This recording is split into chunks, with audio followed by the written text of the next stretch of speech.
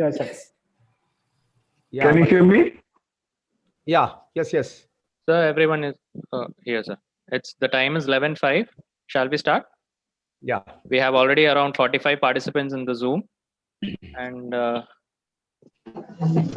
few more in YouTube live. Let's start the meeting, sir. Yeah. Good morning, all.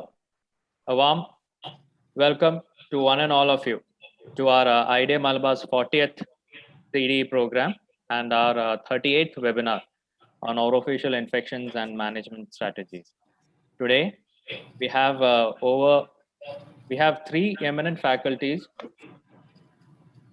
from the Department of OMFS of our three dental colleges in our KOZHIKODE city. First, I call upon Dr. Shaju, IDA President of IDA Malabar President, to say a few words. A warm good morning to all. ഇന്നത്തെ നല്ലൊരു ഒരു mega project ആണ് നമ്മുടെ 3 eminent faculties.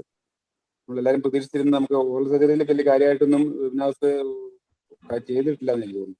കുറെ ചെയ്തിട്ടുണ്ടെങ്കിലും oral സർജറിയിൽ അധികം നമ്മൾ വന്നിട്ടില്ല. ഏതായാലും നല്ലൊരു സബ്ജക്റ്റ് ആയിട്ട് വന്നു. എല്ലാവർക്കും എല്ലാവിധ ആശംസകളും നൽകുന്നു. വിശ്വാസ് സാറ് ബാക്കി ഇനാഗുറേഷനായിട്ട് വിശ്വാസ് സാറുണ്ട്. വിശ്വാസ് സാറിനെ ഇനാഗുറേറ്റ് ചെയ്യാൻ ക്ഷണിച്ചോളൂ.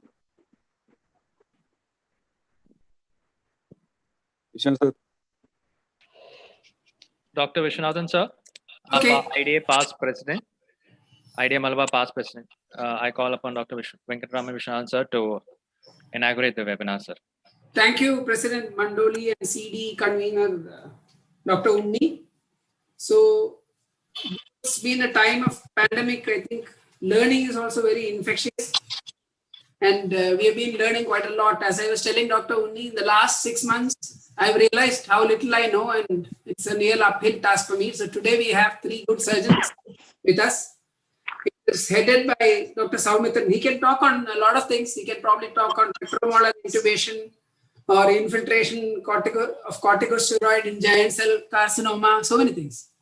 But he is going to talk to us on very fundamental and basic things, which I think are worth revisiting, which is the surgical management of infections and the complications from antibiotic therapy. So we know Dr. Soumithran is not a strange face to us. He's been coming into IDA Malabar now and then and giving us some insights into surgical practice. So I wanted to dig a little deeper and see beneath his surgical gown. So I called one of his students and colleagues, Dr. Skaria, and said a lot of good things to say about Dr. Soumithran. So I told Dr. Skaria that I would quote him. So he said he was okay with that. So he said that Soumithran is very good at heart.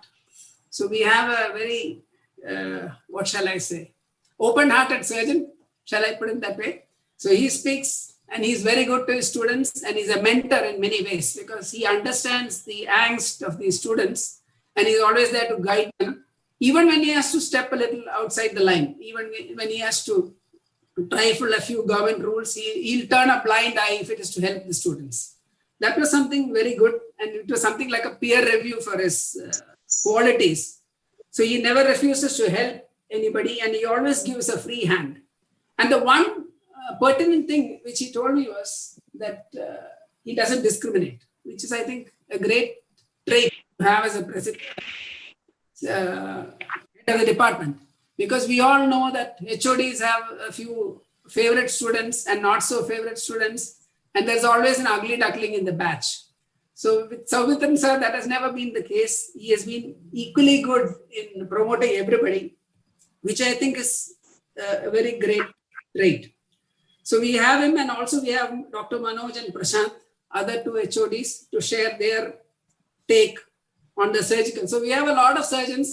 So for Thanksgiving, we are going to have a lot of turkey cuts this weekend. So that is what, so I'm looking forward to a very incisive talk from Dr. Soumithran, and I'm sure that he's going to leave no scars.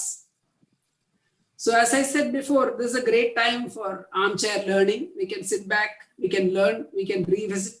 We don't have to hesitate. If we don't understand something, we can always go back to the YouTube and look it up twice, thrice, and maybe for somebody like me, a dozen times to try to figure out what they're trying to say. So it's great It's a good opportunity. Thank you so much for calling me in. We are still around and we are trying to learn. And over to you with those few words about Dr. Soumithran, which I gleaned this morning. In addition to whatever I know, I wish this program, this thing, but I would be failing in my duty if I don't say a couple of good words about Unni and also our president. Unni has been, like he said, this is his 30th virtual CDE and it's the 40th CDE of the branch. So pretty soon, if the same office bearers continue, by next year end, we'll have 100 CDEs on board, I think, which is a very creditable feat. And attendance must be at some all-time record high. So it's a great time for the branch. Meanwhile, the president, secretary have been digging Idea Hall, and pretty soon they'll say open sesame and open the doors for a very new, brand new Idea Hall. I think that's also happening on the site. And some express train is also running on IDA. So altogether, it's been a good time despite the pandemic and despite the other stringent conditions in which we work. So with these few words, I'm very happy to be present and to listen to Dr. Soumithran, ably assisted by the other two oral surgeons. Thank you so much. Thank you, sir, for those kind words. You have been very gracious with your. Thank you, sir. We have three eminent oral surgeons as panelists for this Sunday special CDE. Dr. Manoj Kumar KP, Professor and Head, Department of OMFS, KMCT Dental College, KOZHIKODE. Dr. Prasanth Paniker, Professor and Department of OMFS, Sri Anjaneya Dental College, KOZHIKODE, and our faculty for today, Professor Dr. Soumithran CS, Professor and Head, Department of OMFS, Government Dental College, KOZHIKODE. Let me start by first introducing our first panelist for the day. Dr. Manoj Kumar KP is currently the Professor and Head, Department of OMFS, and also the Principal of KMCT Dental College, KOZHIKODE. Sir did his both graduation in 1992 and post-graduation in OMFS 1998 from GDC KOZHIKODE. Sir has also done a fellowship in implantology by BioCare. Dr. Manoj Kumar sir has over 22 years of vast teaching experience, many national and international publications, and is also an invited speaker of AOMSI, Association of Plastic Surgery and ENT state meetings. Sir's area of special interest are in orthognathic, orbital trauma, and maxvac reconstructive surgeries. Thank you, sir, for taking your time to come here and enlighten us. Next, I call upon Dr. Pravish, Associate Professor, Department of OMFS, Sri Anjaneya Dental College, to introduce our second panelist. Thank you, Dr. Unni. And my job is to introduce the second panelist. The second panelist for the day is Dr. Prasanth Paniker. He is an MDS, DNB, MBBS. He is Professor in Oral and Maxillary Surgery, Sri Anjaneya Institute of Dental Science. Sir has completed his BDS from MCOTS Mangalore in 1995, MDS from STM Dharwad in 1999, and MBBS from Three Gorges University, China. He is the former resident and fellow in head and neck surgery, Regional Cancer Center, Trivandrum, from 2003 to 2004, former resident and junior consultant, Trichur Institute of Head and Neck Surgery, former consultant, Saraf Hospital, Kochi, and he was previously professor in Kannur Dental College. Presently, he is with the Sri Anjaneya Institute of Dental Science, Calicut. We welcome you, sir, to the panel. Next, let me call upon Dr. Ikram. Dr. Ikram, Associate Professor, Department of IMFS, Government Dental College, KOZHIKODE, to introduce our faculty for the day.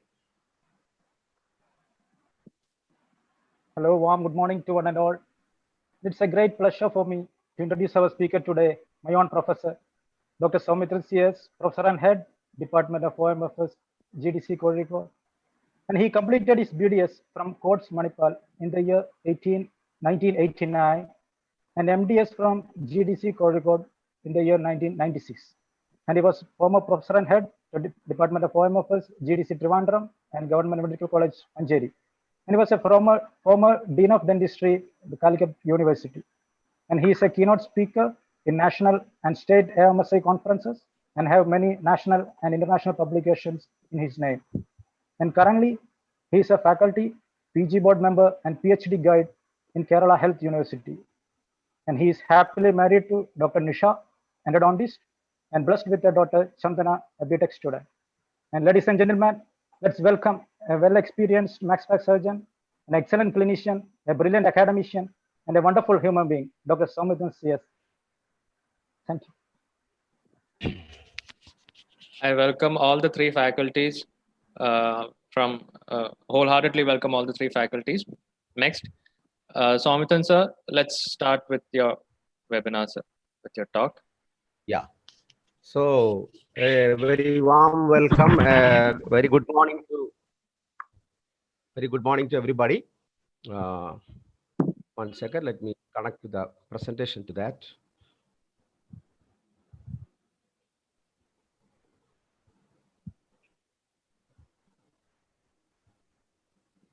Video.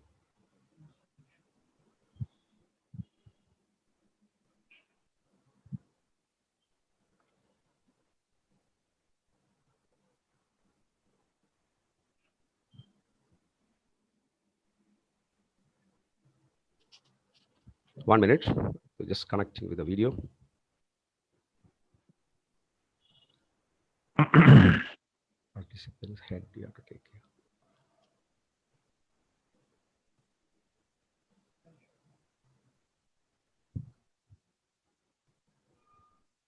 That's not me. Yeah. Okay. Hi. A very good morning to everybody. President of the IDA Malabar, Dr. Shaju, Secretary Navjeev, Unikrishnan, the CD chairman, senior faculty members, other IDA senior members, Dr. Vishwanathan, for those kind words. My colleagues in the panel, Dr. Manoj, Kumar, and Dr. Prasanth. So today, we chose this topic especially at this particular time. Go back to the first slide. We selected orofacial infections and management strategies. We are really having a tough time. The COVID times where the microorganisms has completely taken over the world by the pandemic, you know. So it's a very relevant topic in the right time. Orofacial infections, which is a very important topic for all of us. And every day in your routine dental practice, we come across orofacial infections. And it's really sometimes a menace for most of us when we practice in our thing. So I caught the words of Laskin, Daniel Laskin, the impressive ability of bacteria and viruses to adapt, change, and mutate against the pharmacological bombardment is a testimony to the complex, surreptitious, and the unpredictable nature of the small yet hardy microbes. So for every new drug we formulate, we always come back with a resistance to that. Okay, so that's for every organism that we eradicate, another one suddenly emerges to take its place. And this stands very much true, you know, when we come across this COVID-19 thing now, how fast they motivate, how fast they mutate, and another new viral thing is coming up in the scenario. So that's a very relevant quotes to put in the beginning itself. So let me go into my topic. That is the odontogenic infection, which is the most common one in the head and neck region. If you look at any of the problems, a patient coming with you in an orofacial pain and a swelling or an inflammation or an infection, most of the time we see that it is a odontogenic infection arising from a pulpitis tooth or a periodontal problem. This is the most common one. Okay, and we are the one mostly dealing with the infections in the head and neck region compared to any other specialist, whether it's a otolaryngologist or a ear specialist or anybody. The dental man is always in front of him. There is always an infection. So we use a lot of antibiotics to treat these things, but we should always remember that the antibiotics are there to aid in our treatment. The antibiotic itself is not the one curing the disease. There are many other factors. We are just going through that and find out what are the things we should do. What are the things we should do to prevent infections coming? So these are the things which I am really focusing on today's my topic. From the point of view of a dental practitioner, you know, how he can avoid getting such infections. And if you get such a one, how that is going to really sometimes give a real problem to you, and you know, how you counter such things. and when you should refer immediately, when you should not put the patient in your clinic, and you may not be sometimes diagnosing what exactly is happening. So it's a very, very important thing. This is one thing. This is sometimes it can be a real killer kind of a thing. So of course, everybody knows the problem is the focus of infection, which is usually a pulpitis, a pulpal exposure of a caries exposed tooth, or you have a periodontal problem, which really turns into an acute phase, and they come to you with a dental toothache. And of course, often removing of the offending tooth and doing an incision and drainage. And these are the things we usually do to control and shorten the duration of infection. And along with that, we have the antibiotics, and we have to do certain minor surgical procedures, something like an incision and drainage. So certain things which can be easily diagnosed and can be managed very easily, sometimes get flared up also. Maybe a little bit of complacency from the side of the clinician, and the patient also may not be taking the proper drug and not coming for consultation the right time. So all these things add up, and we get a lot of these kind of problems. So what are the, just go looking at that thing, what are the general factors which is helping to spread this infection? When you understand a disease process in an infection, we have the patient's resistance. That is a very important thing. Okay, that is the main thing which plays against any infection. Okay, so the general factors are the patient's resistance, and on the other side, you have the pathogenic organisms. The quantity of that organism counts. The virulence of those organism counts. There is a constant battle going on between the host and the organism on the other side. So whenever the body resistance goes down, your humoral and cellular factors, that's the time an opportunistic infection or a pathogenic organism, which was there, may dominate us and win over us and defeat us. So it's a constant battle going on between the host and the microorganisms. So the virulence, as we know, the virulence of the organism, it is mainly by they produce a lot of lytic enzymes. Okay, hyaluronidase is one of the agents which produces collagenases. These things are the enzymes produced by the pathologic organisms and pathogens, and that's what actually cuts through the soft tissue and spread the infections. And of course, the endotoxins and exotoxins produced by this notorious organisms. So whenever there is an interference in the host humoral and cellular defenses, that's the time the organism win over the host, like for us, like human beings, and and you get those kind of fulminating infections. Now I'm just going through the factors which will decrease the effectiveness of the immune response. This is the one common thing we find in our clinic when the patient comes to us. You must have to see whether he's medically not a compromised patient. Many of the history we may miss, and patient may not tell you. They may not think it is important for a dental consultation to tell about their medical problem. So you have people with a decreased peripheral circulation. And of course, diabetes mellitus, one of the most common systemic disease. Many of the patients coming to our clinic will have diabetes mellitus. Of course, alcoholic people, malnutrition, anemia. Then there are medications which depress the humoral response. We know people on chemotherapy, on long-term corticosteroids and immunosuppressants. We get a lot of such people in our clinic every day. Okay, and diseases of the immune system, rarely we get leukemia or lymphoma patients and agranulocytosis. Okay, patient who are on chemotherapy for oral cancers and other kind of malignant tumors of the body. Of course, xerostomia, things which produce xerostomia. There are medical issues which may lead to xerostomia. So these things all, there is less salivation, and okay, which will definitely hamper with the defense mechanism. So all these things, that is a patient-related factors. So on one side, we have to take care of the patient-related factors, whether he's an absolutely normal man or whether he's having any of these things. Now coming to the microbial things, you have to take a history of previous antibiotic therapy they had, and the virulence of the organism. That's a very important factor. Sometimes the virulence will be in the same kind of organism, Streptococci aureus, for example. The virulence will not be as expected. So where individual to individual, there will be a more virulence in certain, sometimes some emergence of new Streptococci aureus or a Staphylococcus, anything, viridans, anything will have a little more virulent kind of a character, just like you see in COVID-19, where in some region you find the symptoms are less.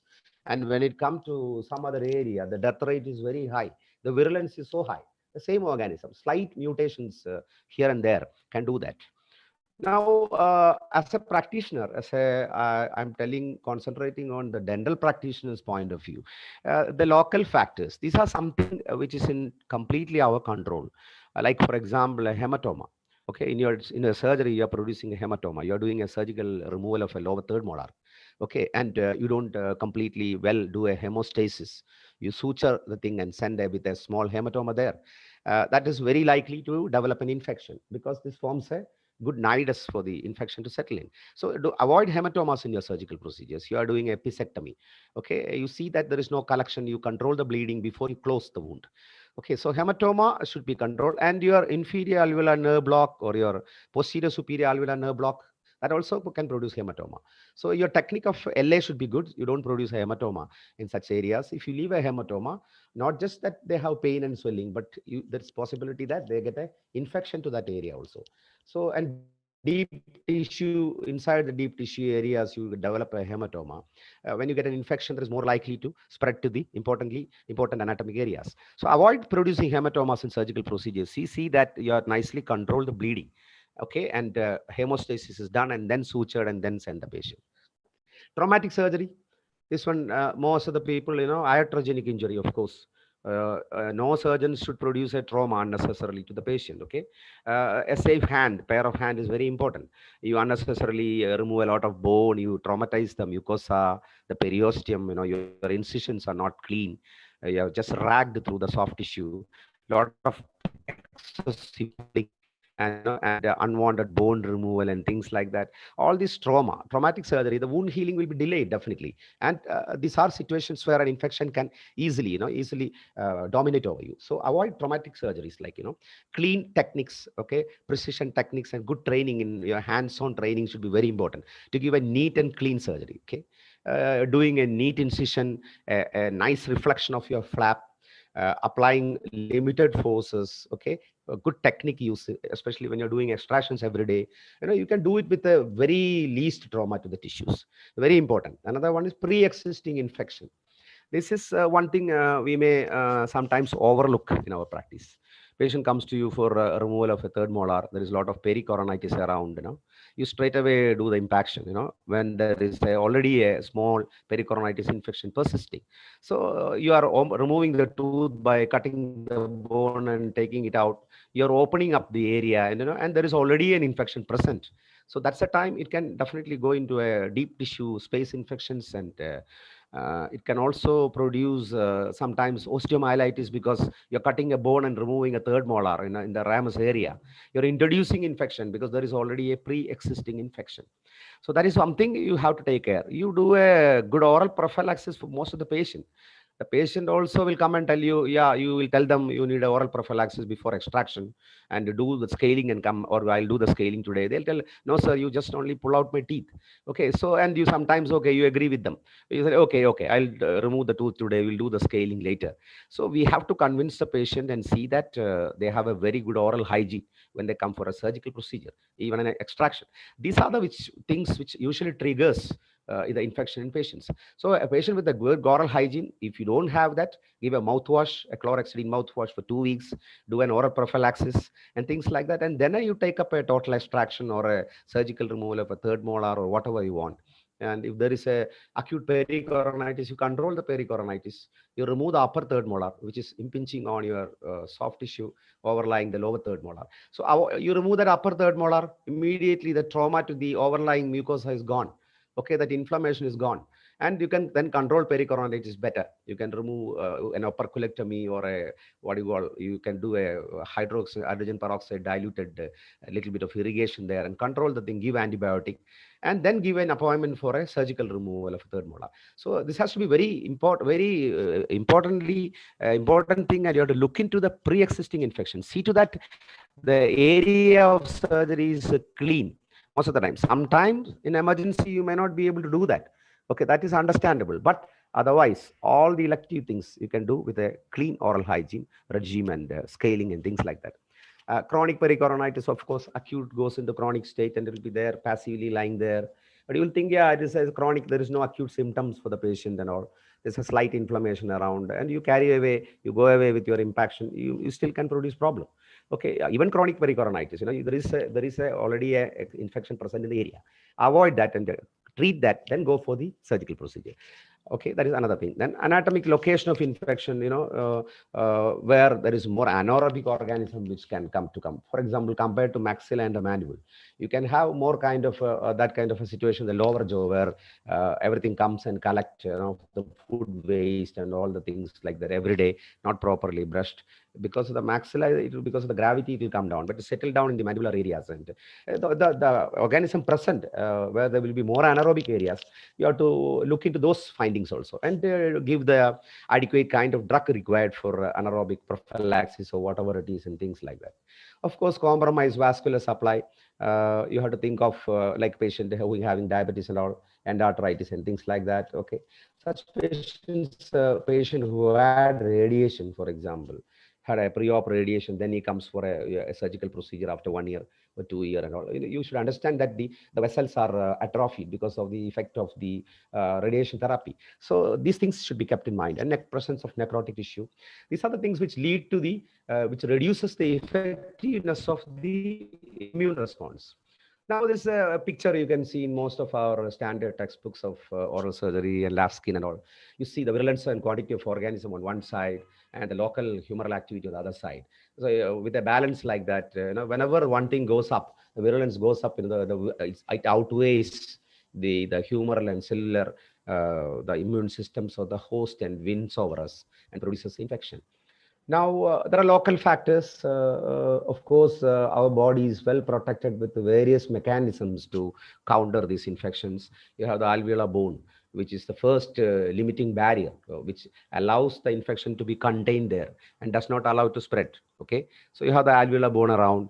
Then comes the cortical plates. Okay, so these things protects the spread of infection ideally, and penetration of the closest bony wall occurs. For example, if at all the infection comes out of the periapical region of the tooth and comes out, the thinner bone area, which is less resistant, will be eroded, and the infection comes out into the soft tissue.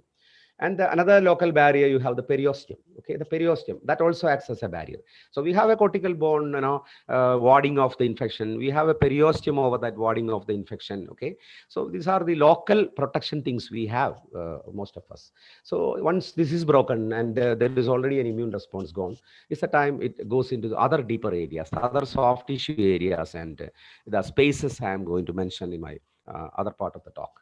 So an infection passes beyond the dental apex. The first thing you get, that is in your clinic, a man comes with a dental pain for the tooth. You percuss the tooth, there is pain. Okay, that is what you call apical periodontitis. Okay, where the tooth is tender on percussion. It's an early sign. You percuss the tooth, there is pain. That is a localized apical osteomyelitis. Okay, so the infection has gone beyond the dental apex. Now, what happens? The interstitial hydrostatic pressure there increases in the periapical area, and the flow of the new blood into the region is compromised. So this is the first thing happening. Okay, the blood properly coming to that area of the infection is warded off by the interstitial hydrostatic pressure. And there are various mechanisms by which this is increased, by exudate, things like that. Then you have the soft tissue, the increased interstitial fluid pressures, really a swelling comes, which will actually relieve the interstitial tissue pressure. But still, if the organism is virulent and it continues with activity, all these protective measures from the body is bypassed. So streptococci is commonly found in the early stages of infection. There are a lot of changes happening. Initially, you will have the aerobic organisms, predominantly streptococci. This is a common finding, and we know that one of the most common initially present one is the streptococci. And what happens? They produces hyaluronidases, which break down the glycoprotein of the connective tissue. This is how it operates. Okay, now the streptococci flourishes exponentially. Okay, and that creates a correct nidus or a subsequent growth for the anaerobic flora to come. Okay, on the second or third day onwards, the anaerobic flora starts coming. So you have aerobic and anaerobic bacteria, either it is positive or negative, gram negative or gram positive, cocci, bacilli. Okay, so this is how more organisms get involved in that area. The area become more anaerobic, the blood supply gets cut off, and they consume local oxygen supplies and metabolize nutrients to create an acidic environment. So it's better to understand what are the basic thing happening, just for that I'm putting all this thing for the practitioners also to just understand how the thing proceeds. And anaerobes, you have Prevotella and Porphyromonas. These are common thing, and they produce collagenases. Hyaluronidase by the streptococci, and by these anaerobes, they produces collagenases, okay? And a perforation of the cortical plate occurs. There will be bacterial inoculation into deeper areas. Inflammation and necrosis begins in the soft tissue. And the most vulnerable tissue is the areola tissue, okay? This I'm talking about the deeper areas of, not just the dental apical area.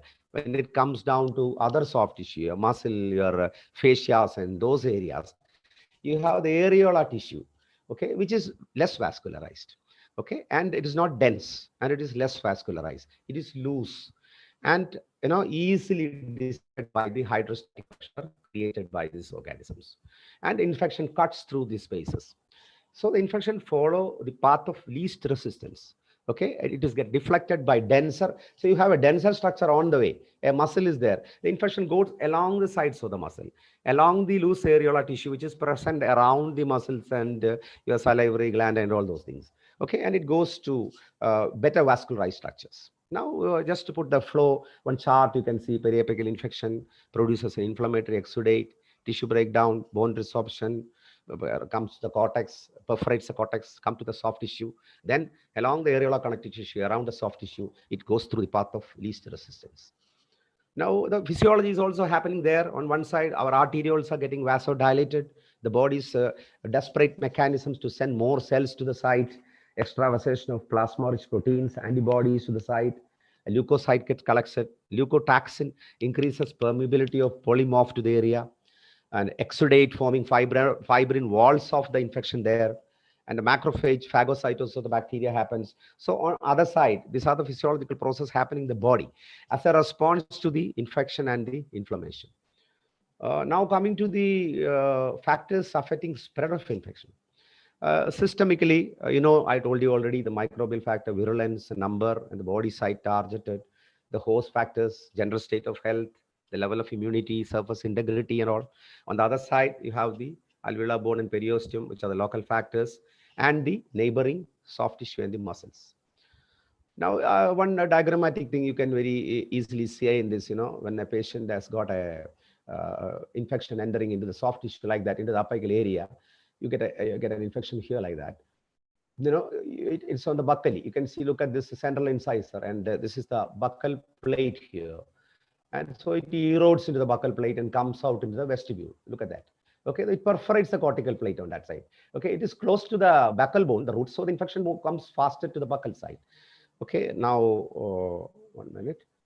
Yeah. Now, if you come to the other area, you can see here. You can see. Okay, this is a lateral incisor, little palatally placed root. Okay, here the infection goes to the palatal side. Okay, because the root is closer to the palatine bone. So you can, when you look at a swelling in the palatal area, when you look at the swelling comes in the palatal area, that gives a clue that the lateral incisor could be the one which is involved. Of course, you can check vitality of those things and all later on and find out, which is the real focus present there. Now, here you see. You can see a first molar, for example. See the upper first molar. See this is the mylohyoid muscle here. I mean the buccinator muscle here. Okay, and this is the root of the first molar. Okay, usually the root will be the beneath the buccinator muscle here. Okay, so the infection, when it comes in the periapical area, it doesn't go beyond the buccinator. It comes into the oral cavity, into the vestibule. Okay, but look at here in the other one. Here you can see. This is the buccinator. The root is above the buccinator. Okay, so the infection, when it comes, when the periapical region, it travels above the buccinator. It travels above the buccinator, like that, and comes out. Then it goes into the buccal space. Okay, so the position of the root decides the direction of the spread. The attachment of the muscles decides the direction of the spread. The thickness of the bone decides the direction of the spread. From this clinical point, you can easily diagnose, what is happening, where it is going, and things like that. So very easy to clinically judge those things. And now come to the microorganism involved. You should be aware of all these organisms present in, at least, there are aerobic and anaerobic organisms. And you have the gram-positive, negative cocci and bacilli there. And in the anaerobic also, you have the negative, positive cocci and the bacilli, and you have prevotella, porphyromona, and bacteria. These are the common thing which we find in our region. We had a lot of studies in our department and in Trivandrum also, with a large number, more than 1,000 patients. We had a dissertation, and we have found that these are the common things which you usually find, and we have a fair idea which is the antibiotic we need in controlling most of these infections. So with evidence I could tell you, like, what exactly is needed, and which are the organisms commonly involved. Bacteria are more clever than men. It is not just bacteria. Some disturbance coming in between. Okay. Yeah. Bacteria are more clever than men, not just bacteria, virus, fungus, everything is clever than men. Okay. Now, coming to the predisposing factors, of course, which are the one dental caries and disease of the gums, of course, that is one of the most common. And you have a lowered body resistance along with that. And a traumatic thing which happens also will be a predisposing factor. Now, what are the primary signs and symptoms when you see in the clinic? A localized pain, a tenderness of the tooth, redness, edema of the overlying tissue, loss of function. Patient cannot open the mouth. Okay, patient will not be able to chew. Slowly trismus develops. Lymphadenopathy will be present. So look for these signs. That is lymphadenopathy, and you can see that redness over the area. The acute infection is setting in. So this is an early warning for you. This is the time to act. When a patient comes first day to you with a dental toothache to you, just look at that. You can see a redness over the cheek. You can see a swelling in that area, slight swelling, and he is dehydrated, look a little sick patient. So you know that things are a little beyond your control. He's not just a normal healthy man. Some immunocompromisation is there, and he definitely need antibiotics. And you have to choose to give an antibiotic fast. You can't just give him an analgesic, and don't jump and try to remove the tooth also, because that may be sometimes a real problem. It may spread to further areas. So an antibiotic, when to give an antibiotic, when to intervene, and when to go aggressive treatment, and when to refer the patient. This is very important. Okay, yeah. Now coming to the stages, it's a stage of inoculation. Then the cellulitis phase comes. Okay, then it goes to the abscess. Maybe in 48 hours, you get an abscess formation, which is nothing but the dead cells and all the things collected together. A pus is formed. Okay, that's the time when a cellulitis gets slowly turned into an abscess, which is a lesser dangerous thing compared to cellulitis. Stage 3, you have a chronic stage. If the patient himself fights back the infection, or take a little bit of antibiotic, doesn't go for further treatment, and he goes back, his swelling comes down, no acute signs, fever goes, he doesn't come for treatment, and he keep it like that for months like that, there's not much of a problem for the patient. You get a fistulous tract and a small sinus coming outside. Okay, that's the time he come to you again. There is a slight discharge here, and on the face, the pus is coming. That's how they come to you. So they sometimes casually take it, and just an extraction should have saved these situations, or a root canal treatment. And sometimes definitely osteomyelitis also. And they will have multiple sinuses. That's the time, things are beyond your control. And you can't just give an antibiotic course and control osteomyelitis. You need hospitalization, months of antibiotic, and it can be really a problem in future. And on top of that, if he's immunocompromised, things are going to be really, really problematic. Now, the last stage is resolution of the infection. Now, how do you diagnose an odontogenic infection? The first one I already told you is a periapical osteitis, where the tooth is tender. The infection is confined within the alveolar bone. Okay, and the tooth you'll have a feeling of extruded from socket. This is a stage, most of the time it comes to a dental surgeon, a practicing dental man. They come to the periapical osteitis. Before, they used to sit in their house for 3 days and like that, and come only on the 4th day to you. Nowadays, people are a little more knowledgeable, and the second day and the first day, when the patient is much more educated about these issues and all, and the modernization and the knowledge of the things, and all magazines, article, many things have started giving them a very good dental care. And when they get a toothache, most of them come to us very fast. So this is the time to act. He has come to you with a tender tooth, that's all. Okay, and you have a feeling of the socket, the tooth is extruded from socket. That's the time infection is just in the apex. That's the time you have to intervene. You can immediately give a correct antibiotic in adequate doses. See to that he's taking that antibiotic. Okay, see to that he's not a medically compromised man. He's a healthy man. He needs rest sometimes. Anxiety and tension like exams, other worries, all will reduce the resistance. It's not just the healthy man, maybe looks stressed and things like that, can also easily be succumbed to infections. So you can do a root canal emergency endodontic therapy, open up the pulse chamber, give a medication, give an antibiotic, it's not going to spread further. You remove the focus of infection from within the dead pulp tissues removed and give an antibiotic, okay? And see that whether is other medical investigation should be done, whether it's anemic, whether it's other problems, whether you got a blood sugar, okay, he's having any other medication, is an alcoholic. So this is a stage where you can definitely control the infection. Now you leave beyond that, you have more problems to come. Then he comes, don't take antibiotic properly, just take 250 milligram, or you fail to diagnose a deeper infection, you just give a subclinical dose of antibiotic, or the choice of antibiotic was wrong, you didn't do any surgical intervention and things like that. We are not expertised in some surgical interventions, and something which you have not done, may come to you, you may not give that treatment to the patient, and so don't be complacent in such patients. This can be really problematic. What happens now is cellulitis, which we already mentioned. It's exit through the bone and periosteum. The barriers, local barriers are crossed, and it comes into the soft tissue areas. And then you have this cellulitis, a wide diffuse swelling on the patient. On the second day or third day, you have this. Or sometimes they come directly like this, swelling with you. So when a patient comes to you like that with an acute swelling and a little bit of trismus and fever, don't just give an oral antibiotic and send him. Okay, that's going to be dangerous. That's what I'm going to tell you, what is going to happen and how we should deal with such people. So the inflammatory edema, you can see a widespread inflammatory edema, a cellulitis. The area becomes swollen and a duff consistency. And you can't see the anatomical boundary. You can see the swelling extending from here to here. This could be just an upper first molar apical periodontitis, or a caries exposed first premolar, giving or a second premolar or a molar, giving this much big swelling in 2 days. Maybe this patient, a diabetic man also, a lady. Okay, so anatomic boundaries are not clear here, no tissue destruction, and it's a diffuse swelling. How do you differentiate an abscess and a cellulitis will tell you. Now, this is something beyond our control. You cannot just give oral antibiotic, and also in such cases, it is always better to give parenteral antibiotic. You may need surgical interventions. Now, what happens the second day or third day, abscess formation happens, suppuration occurs, and the infection slowly localizes. Again, body's mechanism, the body wards off the infection. A large cellulitis, the body fights without antibiotics sometimes.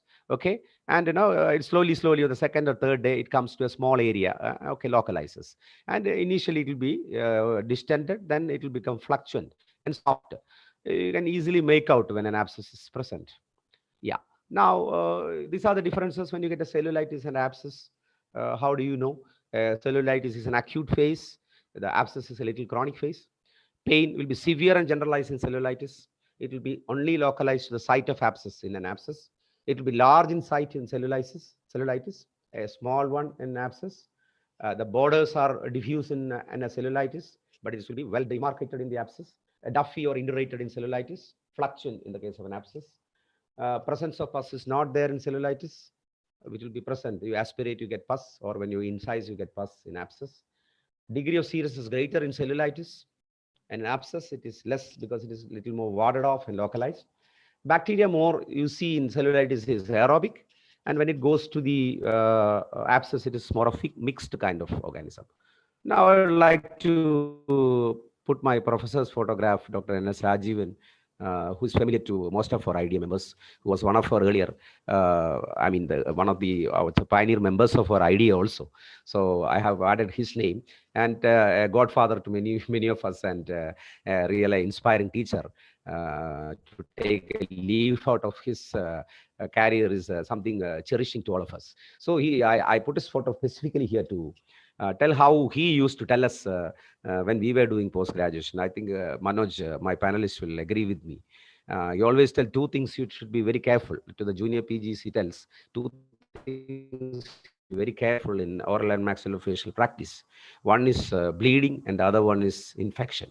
So just keep that words of our professor in the mind. Infection is something really deadly. Same way as bleeding.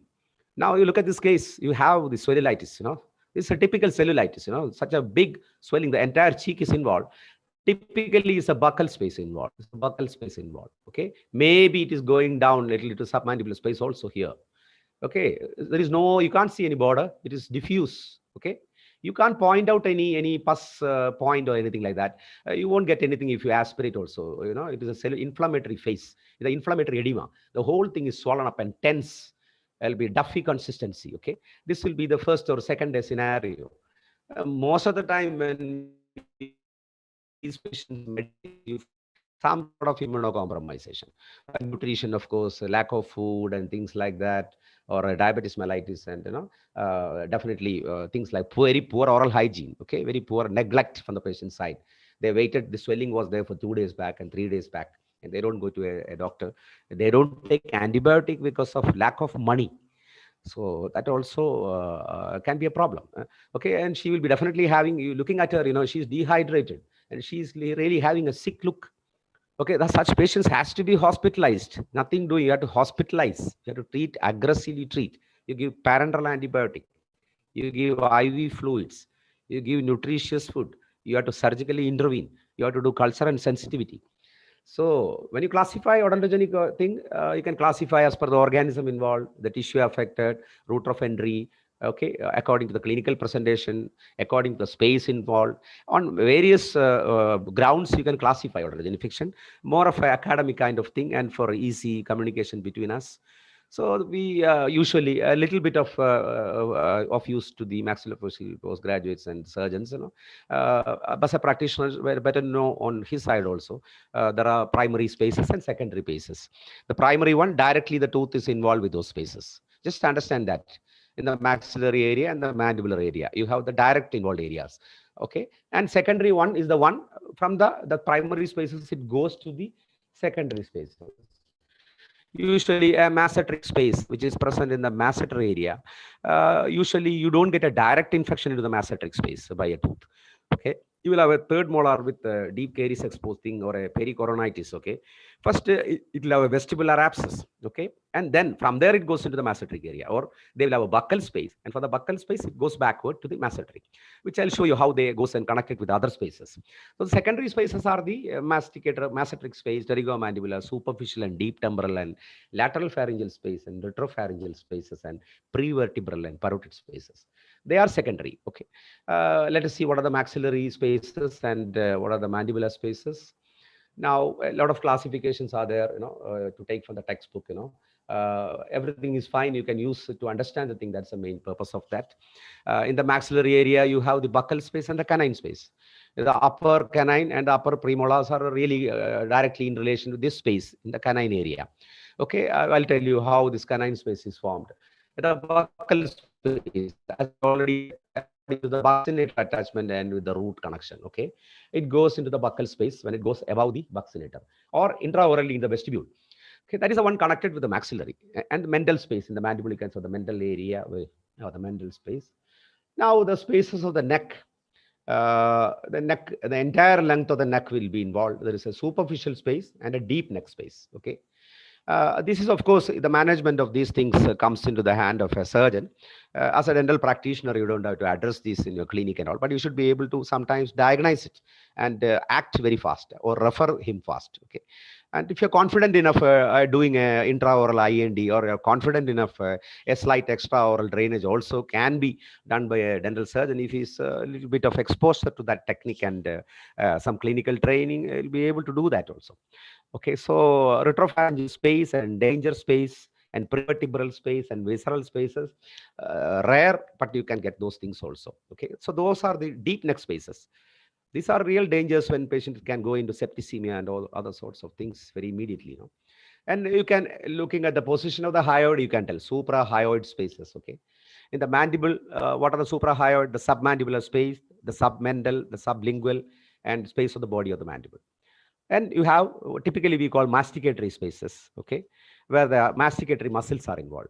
And you have the masticator spaces, commonly we mentioned to the masseteric space, the pterygomandibular space, and the infratemporal space, and the superficial temporal spaces, where the muscle of mastication is involved. Those are known as masticatory spaces. They are actually secondary spaces. None of them are. Infratemporal can be a primary space also. The upper third molar infection may directly go to the infratemporal space, because that's where you give the posterior superior alveolar block just behind the maxilla, and there is the infratemporal space located. And of course, when you come to the pharyngeal area, there is a lateral pharyngeal space, or it is also known as pharyngeomaxillary, peripharyngeal and all. Peritonsillar is the one. If there is a tonsillar space infection, you call it quinsy. Typically in the ENT surgeons, they get a lot of quinsy, what is called tonsillar space infection. And we have a peritonsillar space, which you can get from a dental infection. And there are clinical points to diagnose that also. I'll tell you about that. And parotid space, rarely we can have a parotid space infection. Retrograde infection through the duct orifice you can get. Okay, a very poorly immunocompromised patients usually get a parotid space infection. And most of the time they get a parotid space infection by a hematogenous spread. Okay, some infection present in the blood comes into the parotid. Very unlikely locally it is getting into parotid, is very less. Okay. And now coming to infrahyoid space, it involves the anterior side of the neck. These are all little extensive other areas in the neck and all. Not of much concern to the practitioner. Okay, so I'll stick to the things commonly found. Now, buccal space, if you look at this, you can very easily know anteriorly the angle of the here anterior modulus of mandible, the mouth, that is anterior margin. Posteriorly, you have the pterygomandibular raphe here. That's the posterior margin of this. Above, you have the, below you have the mandible here, that is a border, and above you have the zygomatic bone here. Superiorly, it goes right up here. Inferior right up down here. Okay, here the anterior modulus. Laterally you have the skin, medially you have the buccinator. So this is the typically what you call a buccal space. And no infection exactly stand in the buccal space. We just for description we are telling that there will be definitely associated canine space, as definitely associated submandibular along with that. There is no clear border or things like that. Well, you can generally say it is a buccal space involved. That's all. That doesn't mean that the other spaces are not involved. If you look at it, there will be a slight encroaching into the submandibular or other areas or infratemporal and all. Okay, so it's a typical buccal space. The patient comes to you. You can see the swelling on the cheek here. And yeah, this diagram will very clearly tell you, you can make out what exactly is there. Now you have the upper and the lower molar here, you have the tooth here. Okay, this is the skin over here. I was telling the skin outside. And the infection goes over buccinator. You have buccinator here, this one, and you have skin here. Okay, and the infection is present here. Okay, how it entered is because of the position of the root also. Okay, the root is above the buccinator, so the infection goes over the buccinator and come to the buccal space. Otherwise, it don't come usually. Usually get a vestibular space infection only. So to a dental clinic patient, doctor, he may come with a small abscess just lateral to the first molar. Okay, there will be a small abscess here. If you do a small IND using your probe or just a small number 11 blade, give a small nick there. You drain it. Okay, actually you're preventing a bigger infection in future. You just do the drainage here. You don't do that. Okay, there is a vestibular abscess already here. He's already immunocompromised. You give a course of antibiotic and send the patient. What happens is, sometimes from the vestibular thing, it goes up. That way also, it can come into the buccal space. And tomorrow you have a buccal swelling like that. This should have been avoided by IND here and an antibiotic or an extraction or a root canal. It should have prevented a buccal space infection. But if you don't address this, you get abscess here, you don't address it because you are not much trained about intraoral drainage. It may go to the other spaces. Do a small intraoral drainage as a simple procedure intraorally. Just give a nick. You get a lot of pus from there. Okay, and keep a drain there. A gauze drain, a sterile gauze drain is enough. Put him in strong antibiotics. With a good clinical dose of antibiotic. It won't spread to the buccal space. Okay, so this is how you can stop in your clinic itself this kind of further spread most of the time.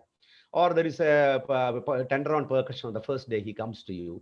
You give a nice good antibiotic and an analgesic. You opened up the pulp chamber, emergency endodontic service, remove the pulp there, given an open dressing. It may not go to a cellulitis tomorrow. Okay, and if you give parenteral, it is much better. So this is how a buccal space comes. So this is another picture of buccal space. Again, I already told you. Now how they are connected with many other spaces. Now this buccal space, and if it go backward, you have the masseteric space here in the ramus area, lateral side. So buccal space goes back into the masseteric space. On the third day, you have masseteric space also involved. From the buccal area, it goes behind the maxilla, so the infratemporal surface. Okay, then you can have the infratemporal space also involved. Okay, and all this happened in a flash of a few hours. It doesn't take much time for that. In 24 to 48 hours, you can have infratemporal and the mesenteric both. Okay, multiple space involved, severe trismus, dehydrated, immunocompromised, all things together you will get. Okay, and of course, if it goes up, it is a superficial temporal space. Then if it goes on the medial side of mandible, you have the lateral pharyngeal and the pterygomandibular space. Pterygomandibular space, you know, where you give the inferior alveolar block, that space is involved. From the buccal space, it has gone back. And it can go down here extraorally to the submandibular area. Below the mylohyoid, it can go. So the same buccal space, you look at buccal space today and tomorrow, day after tomorrow, you see a mesenteric space involved. You will see a submandibular involved. You will see a temporal space involved. You see a infratemporal involved. The situation is going to be deadly. And you're going to have other deeper spaces involved very soon. Here you can see, this is a typical picture where you can nicely see. See, this is upper first molar and the lower molar. Look at the spread of infection, you know, either upper first molar, you know, you can just directly, the sinus wall is already broken and close to that. And there is a periapical granuloma here, you know, the infection to the maxillary sinus. Okay. And even if you do a good extraction, if the bone is destroyed by infection, even an extraction produces an oral-anal communication. You haven't done anything wrong. You have just removed it perfectly. But the bone here is already eroded and gone. Okay, so you can get oral-anal communication like that. But I put this picture to show you it goes into the sinus. You can have maxillary sinus infection. If it goes straight up, if it comes above the buccinator, you get the buccal space. If it comes inside the oral cavity, you get the vestibular abscess. If you go to the palate, you have a palatal abscess. See, you can go in all, these are the primary spaces. This is from here, these are the 4 primary spaces. Now look at the first molar, lower first molar. Here it goes over the mylohyoid, it is sublingual. Below the mylohyoid, it is the submandibular. Beyond the, beneath the buccinator, it is a buccal space. Into the oral vestibule, you have the vestibular space. See, primary spaces. Now from there, it goes to secondary spaces. And now look at this canine space. See, patient comes to you typically like this. You know, look at the eyes. There is orbital cellulitis. Okay, the nasoalveolar fold is obliterated. Typically, patient is dehydrated. Look at that. She could not open the eyes. You know, and you can see the muscle attachment. You have the orbicularis oris and the other aliquinacis and all superioris and all. In between, if the root is beyond the muscle, the infection goes to the canine space. If the root of the canine is below the muscles, it comes to the vestibule. Okay, same thing. So this will tell you, you're looking at the infection, you know the canine is involved or the first premolar is involved. That is where you directly get a canine space infection. Of course, a buccal space infection is here. That also will go to canine space. So it may be the first molar, which will give a buccal space. And on the third day, you have canine space also. So looking at this, you know, which could be the culprit and you can see which tooth is involved. So patient will have a lateral swelling to the left and the obliteration of the nasolabial fold, swelling of the upper lip and the edema in the upper and lower eyelid. Okay. Now, again, the picture, you can see a canine here, you know, you can see that the canal, the pulp canal is visible here. There is a severe attrition of the tooth. Okay. Look at the poor oral hygiene. You got gingivitis and all those things. Okay. And exposed, pulp exposed tooth.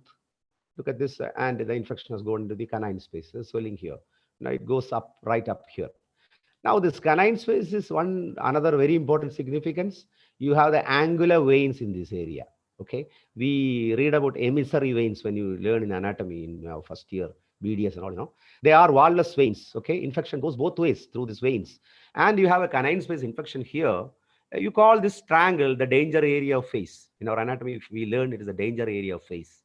So the cellulitis here with a canine space infection like that, neglected, not treated, patient not turned up for a medical consultation, immunocompromised, all these things, you know, after within 48 hours, you can have cavernous sinus thrombosis. Such a deadly situation because you have the angular veins here. Okay, this is one thing which is a great caution in the anterior region. The danger area of face should be kept in mind. Now, submandibular space again, you all learned submandibular triangle in your anatomy. Same, straightforward. Submandibular space is exactly the submandibular triangle. Anterior velio-digastric, posterior velio-digastric, mandible on one side. Okay, and you have the laterally, you have syn and the superficial fascia and platysma, lateral side. And on the other side, medial side, you have mylohyoid, hyoglossus, and styloglossus here, and the mandible. So this space, this is a submandibular space. So when the first molar root tip is beneath the mylohyoid, infection comes below mylohyoid. Okay, and they come into the submandibular space. So the infection coming to submandibular usually either first molar, third molar, or second molar, or the second premolar, or first premolar, depending on the length attachment of the root to the and connection with the mylohyoid. So, and typically you get a submandibular space, okay, primarily. Now coming to, this is a typical submandibular space. You can see, this is the triangle I was showing. See the picture here, that yellow marked area is the submandibular space. This is the mylohyoid here, and this is the first molar which is involved, okay. So infection below mylohyoid. This is the platysma and the skin we are telling about on the lateral side. Okay, mandible and the mylohyoid and hyoglossus on this side. Okay, and the digastric belly is anteriorly, posterior belly. And typically you get a space infection, it's a submandibular space infection. Okay. Now these are things which should be treated vigorously, because it has gone outside the primary spaces and come into the secondary spaces. Okay. And it has gone into deeper tissues. The infection has managed to break the alveolar bone barrier, periosteal barrier, everything, and cut through the soft tissue and reach here. Okay, an acute thing, look at the patient, there'll be dehydration and the patient look weak, high fever, lymphadenopathy, everything is there. Okay, very easy to diagnose, when there are acute signs. So infection arise from second and third molar. I already told you there'll be induration erythema. Okay, and there will be no trismus in this submandibular space, because in submandibular, no muscles of mastication is involved. So you can make out the patient opening the mouth nicely, and there is a swelling like this. He is nicely opening the mouth. The mouth opening is 45 millimeter. That means the muscles of any of the muscles of mastication is not involved. But you see the patient after tomorrow, there is a trismus developing slowly. Now, the swelling itself may give some trismus, of course, because of pain, patient may not open fully.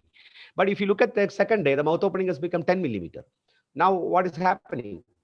The submandibular space has gone back. It has gone back to either to the masseteric space here, or on the medial side of the mandible, it has gone to the pterygomandibular space. So the pterygomandibular space, the medial pterygoid is involved. Here the masseter is involved. Patient will have severe trismus. Mouth opening on the third day will be 0. Okay, the things are going to be much more severe. So acting is you act on the first day. In this case, act on the first day. You got a case like this. This is a submandibular space. First day, you need an incision. You need an incision and drainage. You can try intraoral also. There is no harm. You give an intraoral nice long incision. Of course, keeping the anatomy in mind and don't traumatizing any structures. If you are very good in the surgical anatomy area, and you can easily do that. It's not a problem.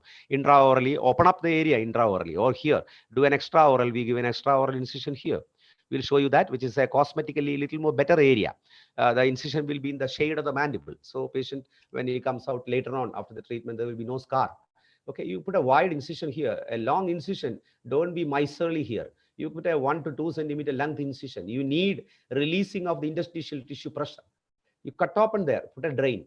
There is no abscess, cellulitis, agreed. But still, you do with an incision, large incision, put a drain, give parenteral antibiotic, admit the patient, address the dehydration and other nutritional problems, do other entire medical checkup, and has to be treated vigorously. Otherwise, is the thing what I mentioned. The third day, submastotic, fourth day, the pterygomandibular and the lateral pharyngeal, and the things become very difficult. Another typical picture you can see here, submandibular, look at that, the submandibular space infection, reddish skin over there, and an abscess will be almost formed there. The mylohyoid, you can see the mylohyoid, see, and there is a first molar involved. Mylohyoid is above and the root is below mylohyoid. It tracks down to submandibular. Okay, and you have the other platysma and other thing on the other side here. Okay, you have the anterior belly of digastric here. Okay, so very easy to locate from where it has come and all. And this is just for the understanding purpose. We are defining all these spaces and just mentioning. It will not be definitely not confined to just one space. Now again, see the mylohyoid here. The root is here. This is a mylohyoid. Infection goes above mylohyoid. See, now it comes to the floor of the mouth. And what is here? That is the lingual mucosa. And the mylohyoid attachment is here, the root above. That is why it has tracked down to the lingual side. And you can see a sublingual space infection, lingual abscess. This is submandibular. Now again, submandibular space, again, it also communicates, submandibular communicate anterior to the here, submental space. And it goes to the lateral pharyngeal on the below the mandible. You go like that, beyond the mylohyoid on the medial aspect of the mandible, you get the lateral pharyngeal. So submandibular goes to the lateral pharyngeal. He develops difficulty in swallowing, dysphagia. On the second day, he had dysphagia. First day, he has only got pain and swelling and some difficulty in opening. The second day, he has dysphagia and trismus. So lateral pharyngeal space is, it can go there. Okay. And the etiology is usually from the lower third molars. Now, sublingual space, we already said, superiorly, you have the mucosa, the lingual mucosa. Inferiorly, you have the mylohyoid. So a space between the mylohyoid and the lingual mucosa. In these spaces, you have the loose areolar tissue. So the infection cuts through that plane. Okay, infection doesn't go through the muscle. It gone beyond the fascia and the loose areolar tissue. So lingual mucosa, below you have inferior mylohyoid, and laterally and anteriorly you have the mandible medial side here. That is one border. Okay, and then medially you have the here in the center you have the intrinsic muscles of the tongue and the genioglossus. This is a genioglossus attachment. Look at the genioglossus, the mylohyoid. Okay, and the mucosa in between that. So swelling will be in the floor of the mouth. Okay, and sometimes you have sublingual and submandibular all together. We'll show you that. And what happens? You see the tongue will be lifted up. Look at that. There is a swelling in the floor. Typical of sublingual space infection. Yeah, this picture shows you that. See, the tongue is lifted up. The whole area is, the whole space is filled with cellulitis and eventually into abscess. Now it doesn't stand there. It go backward from the sublingual. It go to the lateral pharyngeal area. It go beyond the mylohyoid through this area. It go to submandibular area. It crosses to the other side sublingual space. It crosses to the other side. So, that is how it spreads. So sublingual space, characteristic feature, tongue is displaced. There will be airway attachment. This is something you have to be very careful about. The floor of the mouth swellings, especially infections, are highly dangerous. I'll tell you what is the thing happening there. Now, this cross section will nicely, this axial cut will very clearly tell you all the spaces involved. Here, it is colored here. You can see, you see the submental space here, submental space there. These are the submaxillary or the submandibular spaces on both sides. Yeah, this is pink color. You see, this is the mandible, this is the medial side and lateral side. This is the area where you have the masticator spaces. On the medial, you have the pterygomandibular space, and here you have the masseteric space. And infection comes out here. This is the infratemporal area. So you have the infratemporal space also. And from the masseter, it comes up, or from the pterygomandibular, it comes up. It will come to the superficial temporal space. Okay, up. So these are the this pink colored one is the masticator spaces. And look at what is this violet color thing? That is the lateral pharyngeal space, huge space on both sides of pharynx.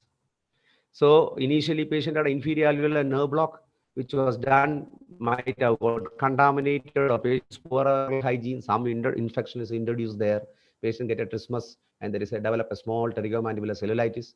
Okay, untreated, no antibiotics taken, dehydrated patient, immunocompromised fellow, doesn't come for treatment, surgical intervention not done, antibiotic not properly given. Okay, the second day you have the lateral pharyngeal space involved. Okay, and that's the time patient tell, I cannot swallow. Okay, and there is a swelling on the pharyngeal area here. Okay, now the things are a little more problematic. From pterygomandibular, it has gone to the lateral pharyngeal. If you address this the first day, you do an IND, you give a heavy dose of antibiotic, parenteral, you can prevent going into the pharyngeal space. Okay, so you are delaying, could not diagnose, or you missed, or patient doesn't come. You have the lateral pharyngeal. Now look at this area, this yellow color one. That is the retropharyngeal space. See, behind the pharynx, you have the pharynx here. This is the retropharyngeal space involved. From the lateral pharyngeal, it comes to the retropharyngeal space. These are all real danger areas of the neck. What you call the danger areas of the neck, retropharyngeal space. And then this darker yellow one is the danger space 4. That is behind the retropharyngeal space. Okay, and what you call prevertebral space. Okay, this is the vertebra coming here, the prevertebral area. Okay, so these are the things, it goes from retropharyngeal to the danger, this is known as the danger space of the neck. So the situation is beyond control. There will be whole septicemia, and patient has such problem. And this is known as a danger area because it's a highway right from the cranium down to the coccygeal region of the vertebra. All along that the infection goes down. So right from mediastinitis and about to the cavernous sinus thrombosis and septic thrombophlebitis and all those things comes. Okay, and things are beyond our control. You need a intervention by cardiothoracic people or other kind of people, and endoscopic finding out of the abscess and draining.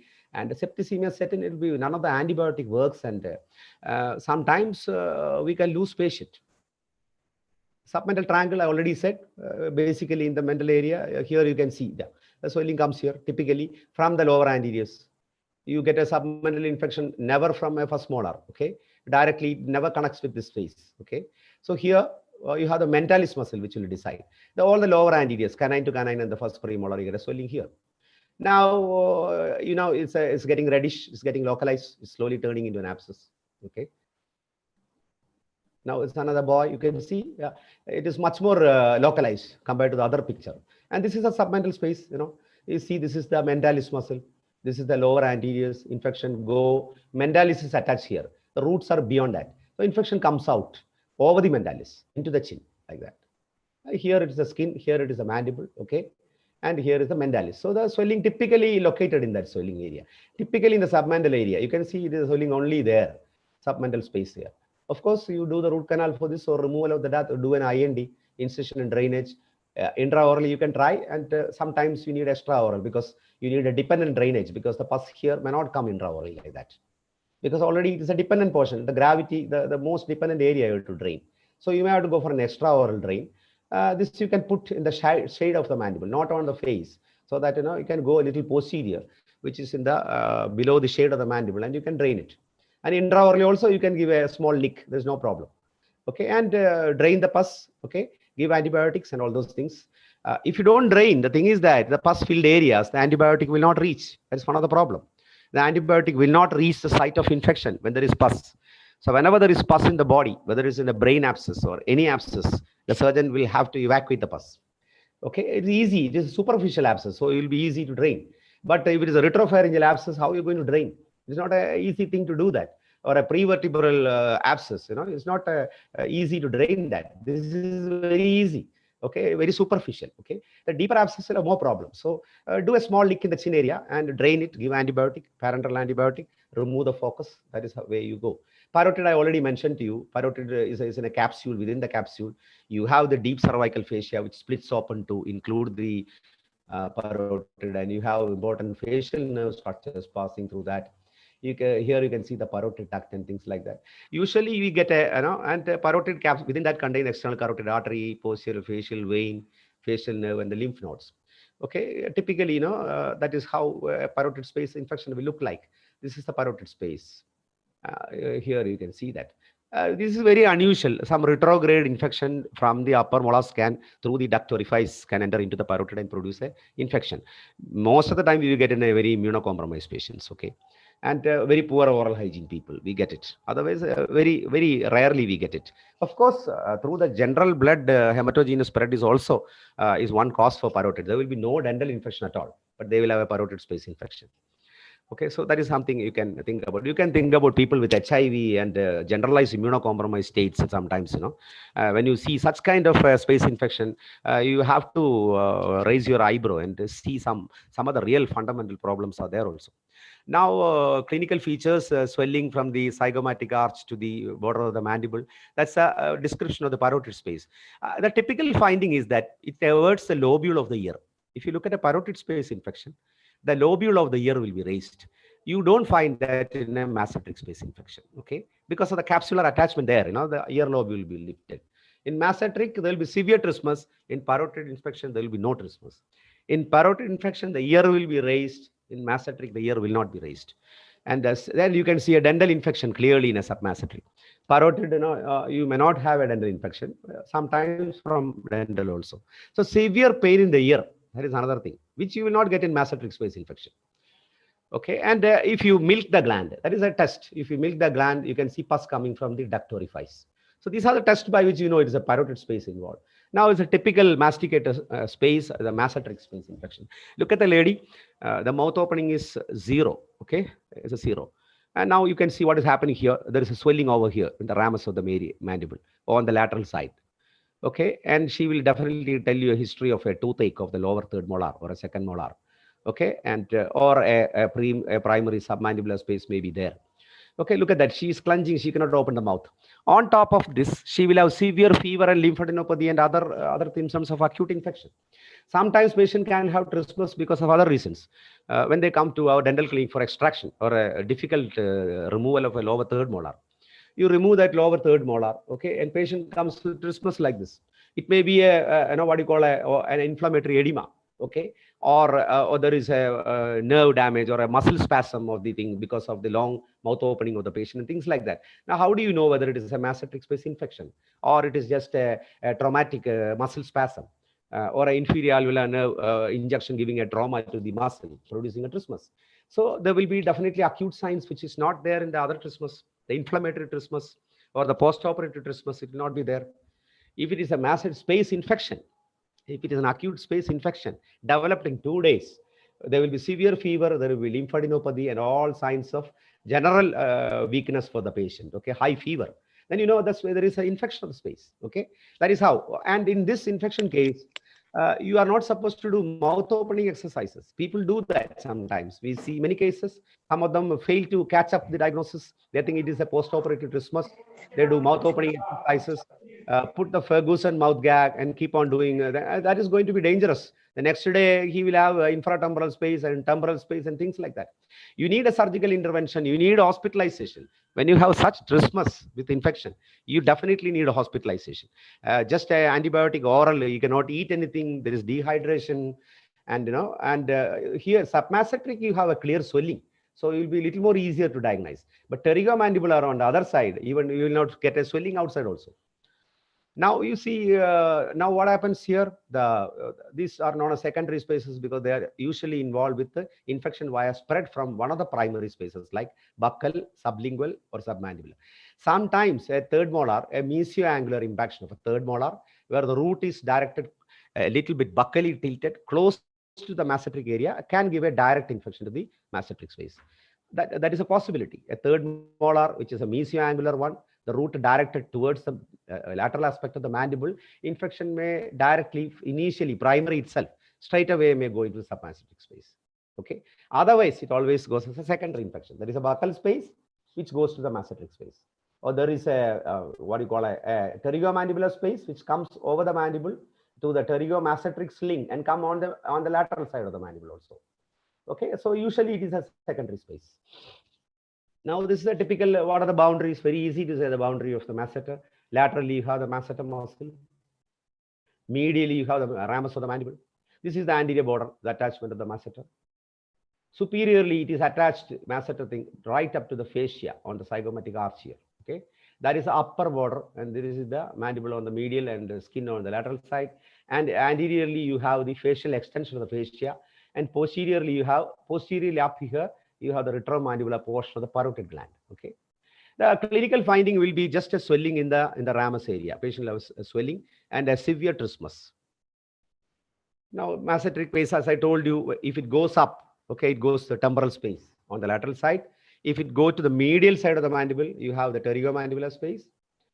Okay, and the inflammation produces trismus, swelling mainly over the angle of the mandible.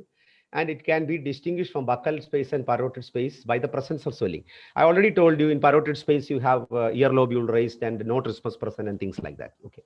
Sometimes you can have masseter space and the parotid space both involved. Then there is you don't have to identify between both. You address all the space, you do the IND, you put the patient in a parenteral antibiotic and treat. So it hardly matters in the treatment. Multiple spaces are involved. The treatment line will be same. Incision and drainage, and wherever swelling is present or abscess is present, same parenteral antibiotic, culture and sensitivity, the thing goes in the same way. But understand which are the areas involved and where all you have to address. Sometimes you may not drain an area, not knowing that it is there, present in that area. So masseteric space, it's a very tricky situation in masseteric space. One more thing I would like to add about the masseteric space here.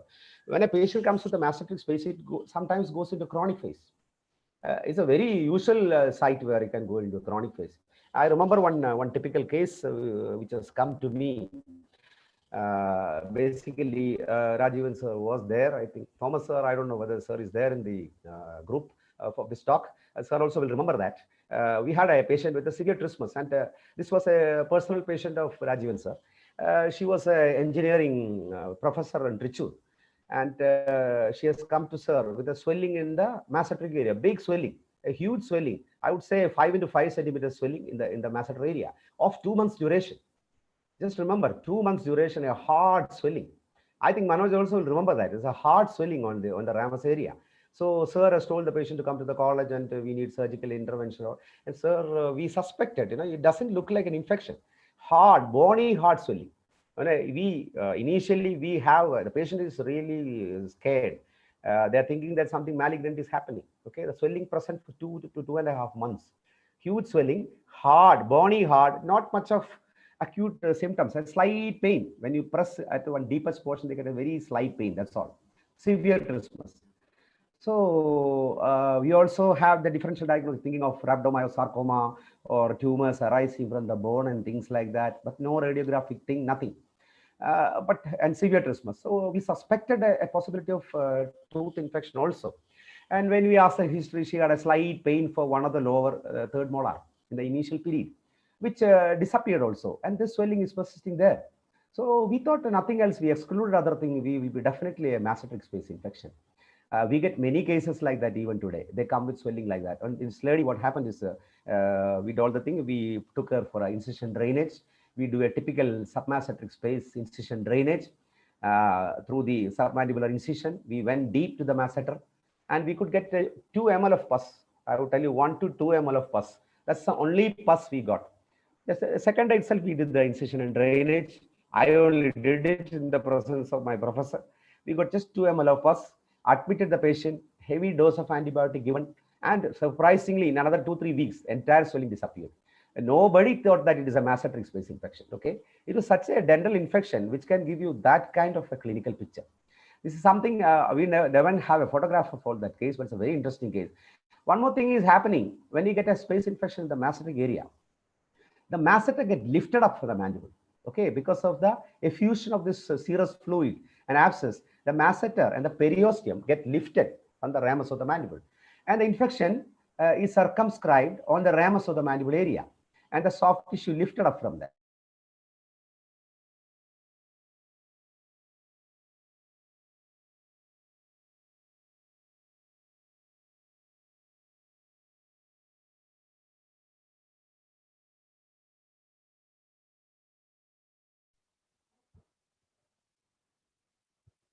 Unni?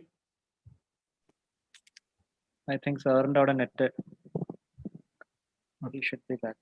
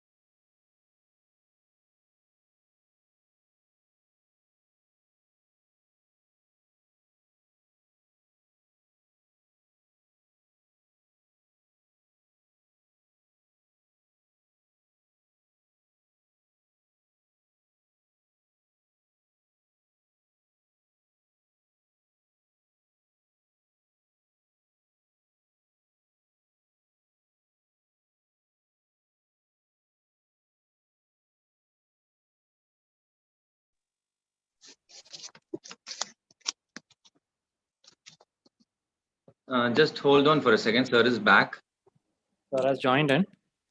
He'll be with us shortly. Sound audio mute.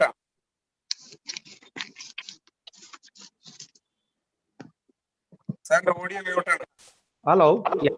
Right, sir. We can hear you. Yeah. I'm coming. 1 second. Is the time over and you're extended? No, sir. We have unlimited, sir. Okay. Yeah. So Muting. Yeah. It's a problem when you have these kind of things, Technology sometimes minimize that. Yeah. So that's about the mesoteric space. I was telling about sometimes very tricky to identify a chronic mesoteric space, and you can have a osteomyelitis of the ramus area. Okay, this is only one area in orofacial region where you can get an osteomyelitis very fast. Now that is a mesoteric space, Again, now coming to the mesoteric space, I'll show you what happens to the where it is all communicated, It communicates above with the temporal and below with the pterygomandibular, and inflammation of the masticator muscle occurs, and there will be swelling mainly over the angle of the mandible. Typically, the patient thing will be difficulty in swallowing, severe pain, swelling from the ramus to the subangular depressions. There will be marked trismus. Posterior portion of the tongue is difficult to depress. You will not be able to do a proper clinical examination when there is a severe trismus. That also adds up to the problem. So you may miss inspection on the medial side of the mandible sometimes. You put some effort and try to put a mouth mirror very gently and encourage the patient to open a little. Sometimes you may be able to see the medial side, and you can examine the pterygomandibular area also. Okay. So that is sometimes commonly we have to encroach. Now this is one intraorally also you can drain a submesoteric infection. This is area just besides the third molar. You can put a cut, and along the ramus of the mandible intraorally you can go. You can do an instrument is bluntly introduced. We put an incision here, and you put a Hilton's method. You put a sinus forceps. You go into that, and you may break up the locules. Pus comes out. Pus comes out here. So an intraoral incision helps in mesoteric space drainage, but usually we go extraoral also, because still between the muscle layers and all on the lateral aspect of the mandible, you will have still some more locules left behind. You may need it, but initially on the first day, a dental practicing man can do that. If we can safely put an incision here, there is absolutely no problem. Just put in the gingival upper margin area and go with a blunt dissection. You can try a small drainage. A small nick may drain the pus. Okay. Only thing, the beyond the mucogingival junction, and when you're putting in the first molar, second molar area, third molar area, don't put an incision beyond the mucogingival junction. When you do an impaction, when you do a Watts incision, usually your incision, what we do is we take the incision from below upward. We never cut down. We have to take the incision from here. For example, the anterior limb of a third molar removal, surgical removal. We put a Watts incision, an incision from the second molar like that. Actually, we put the incision up. If you put the incision down, if you don't have a control of your blade angulation is not correct, it may cut a little deep, and facial artery will be crossing over here. Right? That can produce troublesome bleeding. That's the only thing you have to take care of this area. Okay. So you keep the incision up in the marginal gingival area. Don't go beyond the mucogingival. You put a small nick here, absolutely safe. Okay. Just like an open method of extraction, you put a small 2 incision here, just a small nick here, put a sinus forceps or your artery. Okay, just open up. Sinus forceps is the best one. You don't have a lock on it. If you have an artery you are using, it got a lock on that. Even you insert and break locule, you may accidentally lock it and compress some structures. So ideally a sinus forceps can be introduced, which doesn't have a lock. Just put and go into the mesoteric area on the medial side, lateral side of the mandible. Just go there and open up your the beak of your sinus forceps. Abscess break and it comes out. Okay, and you have to maintain the patency of the opening, because if you don't do anything, you drained and left the patient. Tomorrow morning it again blocked because of the buccinator muscle and all here masseter. So you put a drain. You put a what do you call a glove drain or a rubber drain or a gauze drain. Just keep the patency. So tomorrow you remove the drain. That patency is it is patent. You can still again introduce the instrument and remove a little more collection and keep a drain. So keep the drain until the pus discharge is stopped. This small act of just doing an incision cut and relieving the pus, most of the time really reduce other kind of deeper infection I was mentioning. So this is what I would like to see, that most of the dental surgeons can be small hands-on trainings on that for incision and drainage intraorally, at least safely, can be easily given. And most of the time, they can very nicely manage cases in the clinic. Okay, it makes a huge difference to the patient. The next day, now you give a heavy antibiotic, dose of antibiotic, you did this IND, and immediately the tension here goes, the blood flow improves, the antibiotic acts, first drain. All these things really benefit. The mouth opening will improve by the next day, sometimes even without parenteral thing. But the act of not doing this will really create problem. You're not addressing the abscess or the cellulitis. Now, pterygomandibular space, typically all of us approach the pterygomandibular space every day in our practice with the inferior alveolar nerve block. This is one you study in third year. How do you the pterygomandibular borders? Everybody know the borders, how to give an injection, how to approach from the other side. You have Fisher 1, 2, 3 technique, 3, 2, 1 technique, and all. You have to master inferior alveolar nerve block very well to do a nice, good dental practice. Now, of course, you are introducing the infection when you don't have sterilization properly done in your clinic. Which is very unlikely. Most of us nowadays have a disposable syringe and needle and autoclave and all. It's very unlikely to do that. And very poor oral hygiene of the patient. That is also a problem when you're injecting. You better to have a mouthwash of hexidine before the injection. That's a very good practice. Use betadine and scrub that area before you give a LA. Sometimes that is how you're introducing an infection, or you're directly introducing infection to the pterygomandibular area. The tooth infection has not gone there, but through the needle you have introduced an infection. That also can be problematic. If the patient is immunocompromised, it can develop most of the time. In a healthy man, usually it may not, but sometimes that is dangerous. So the boundaries, I'm just telling the boundary of the pterygomandibular, laterally the medial wall of the orbit, medially the medial pterygoid muscle, anteriorly the pterygomandibular raphe, posteriorly posterior-superiorly the capsule of the parotid gland. That is what, when you go up with your injection into the capsule, you have a temporarily facial nerve paralysis, some of the complication of the block. Okay, so this is the parotid space here. And inferiorly, you have the pterygomacetic sling. This is a medial pterygoid here, same way the masseter on this side. That is known as the pterygomacetic sling. Okay, so that is the inferiorly, you have that sling. And superiorly, you have the lateral pterygoid muscle here. So that is the boundaries of a pterygomandibular space. You are injecting into that space to hit the medial side of the mandible to deposit your solution. So that can sometimes introduce infection to that area. Okay. And the thing about pterygomandibular, you have to be very, very careful about the pterygomandibular space. This is one of the most commonly missed space infection in dental practice. Typically, if you're not used with pterygomandibular space infection and you don't notice this particular point, you can very easily make a mistake in the clinic. A patient comes to you with a lower third molar pain or a post-extraction pain and trismus, and symptoms of fever and lymphadenopathy and all, looking little diseased and all, dehydrated. You cannot open the mouth. Sometimes you're not done extraction. There is a tender third molar present there. How he is getting a trismus? There is no swelling on the patient. Absolutely extraordinary. When you look at the patient, there is no swelling, but there is trismus. Mouth opening is 0. Fever, high fever, lymphadenopathy. The third molar is the culprit. Lower third molar is the culprit. Then how that is coming?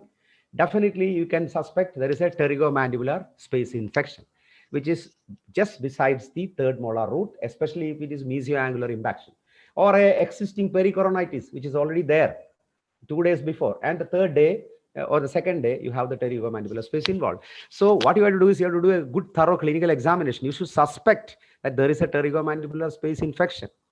And here, intraorally, if you manage to see, maybe in the first day itself, if you try, you may be able to get a at least around ½ centimeter, one finger breadth of mouth opening, you'll be able to get on the first day. Okay, so slowly put the tongue outside, with the tongue blade and slowly inspect with the mouth mirror.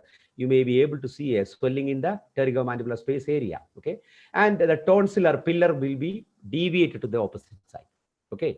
The uvula, if you look at the uvula will be pushed to the other. Difficult to examine, but if you closely able to manage and see that, a man with a macroglossia, a huge tongue and all, is very difficult. But otherwise, you may be able to see the pillar of the tonsil, the uvula will be shifted to the unaffected side. It's a typical of a pterygomandibular space infection and a pharyngeal space infection. But if the uvula tilted to the side of pain, okay, and it's a small boy usually with a sore throat and difficulty in swallowing, it is typically known as the quinsy.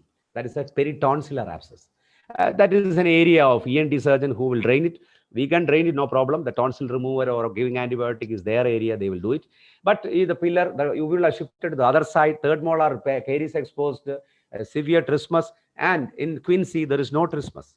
In Quincy, patient will not have trismus. In pterygomandibular space, patient will have trismus. In pterygomandibular, you will have the third molar or some second molar caries exposed tooth and pericoronitis. In Quincy, you will see redness in the pharyngeal area. There will be tonsillar problem for the patient. And usually young children, they are the one usually come with Quincy and all, not old age people. So this is how you simple measures of clinical diagnosis. Now you know what you have to do is you just have to go to the pterygomandibular area and give a small nick. Now look at this patient, he has got the buccal space and the pterygomandibular both involved. Okay, you can see the trismus here. Okay, you can see a sloughed out also over here, a broken abscess. You can see a swelling here on the lingual side. Okay, there is a swelling here. There's a very poor oral hygiene. Already many teeth are lost, severe periodontitis and all these things. There is no external swelling.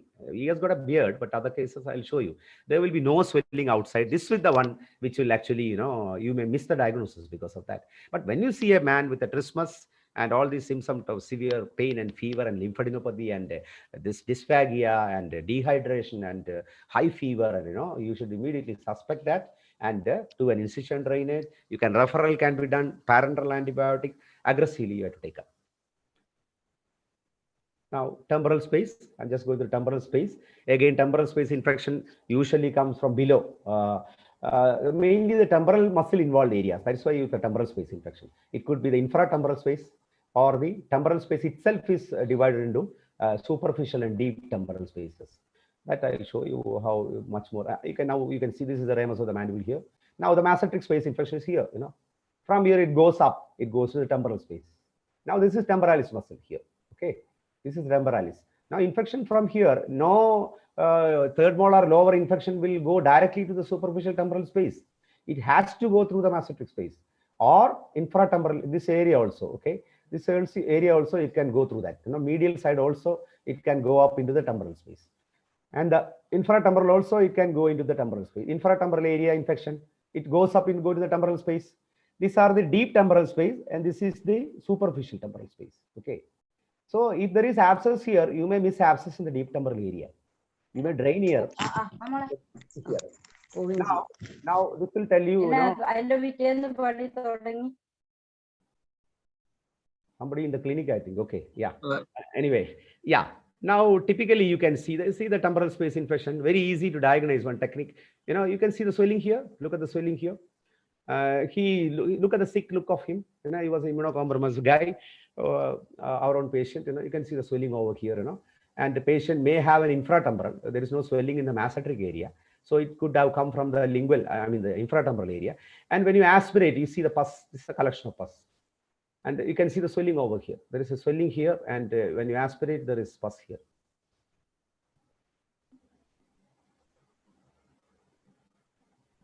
Then this is what you call a infratemporal space. Okay, so that superficial temporal space I told you is it audible? Yes, sir. Yes, sir. Loud and clear. Yeah. Okay. Yeah. Now comes the infratemporal space. Okay, just understand this is also very, very critical for a dental surgeon to understand these spaces. This infratemporal and this pterygomandibular is definitely all dental surgeon must know what is happening here.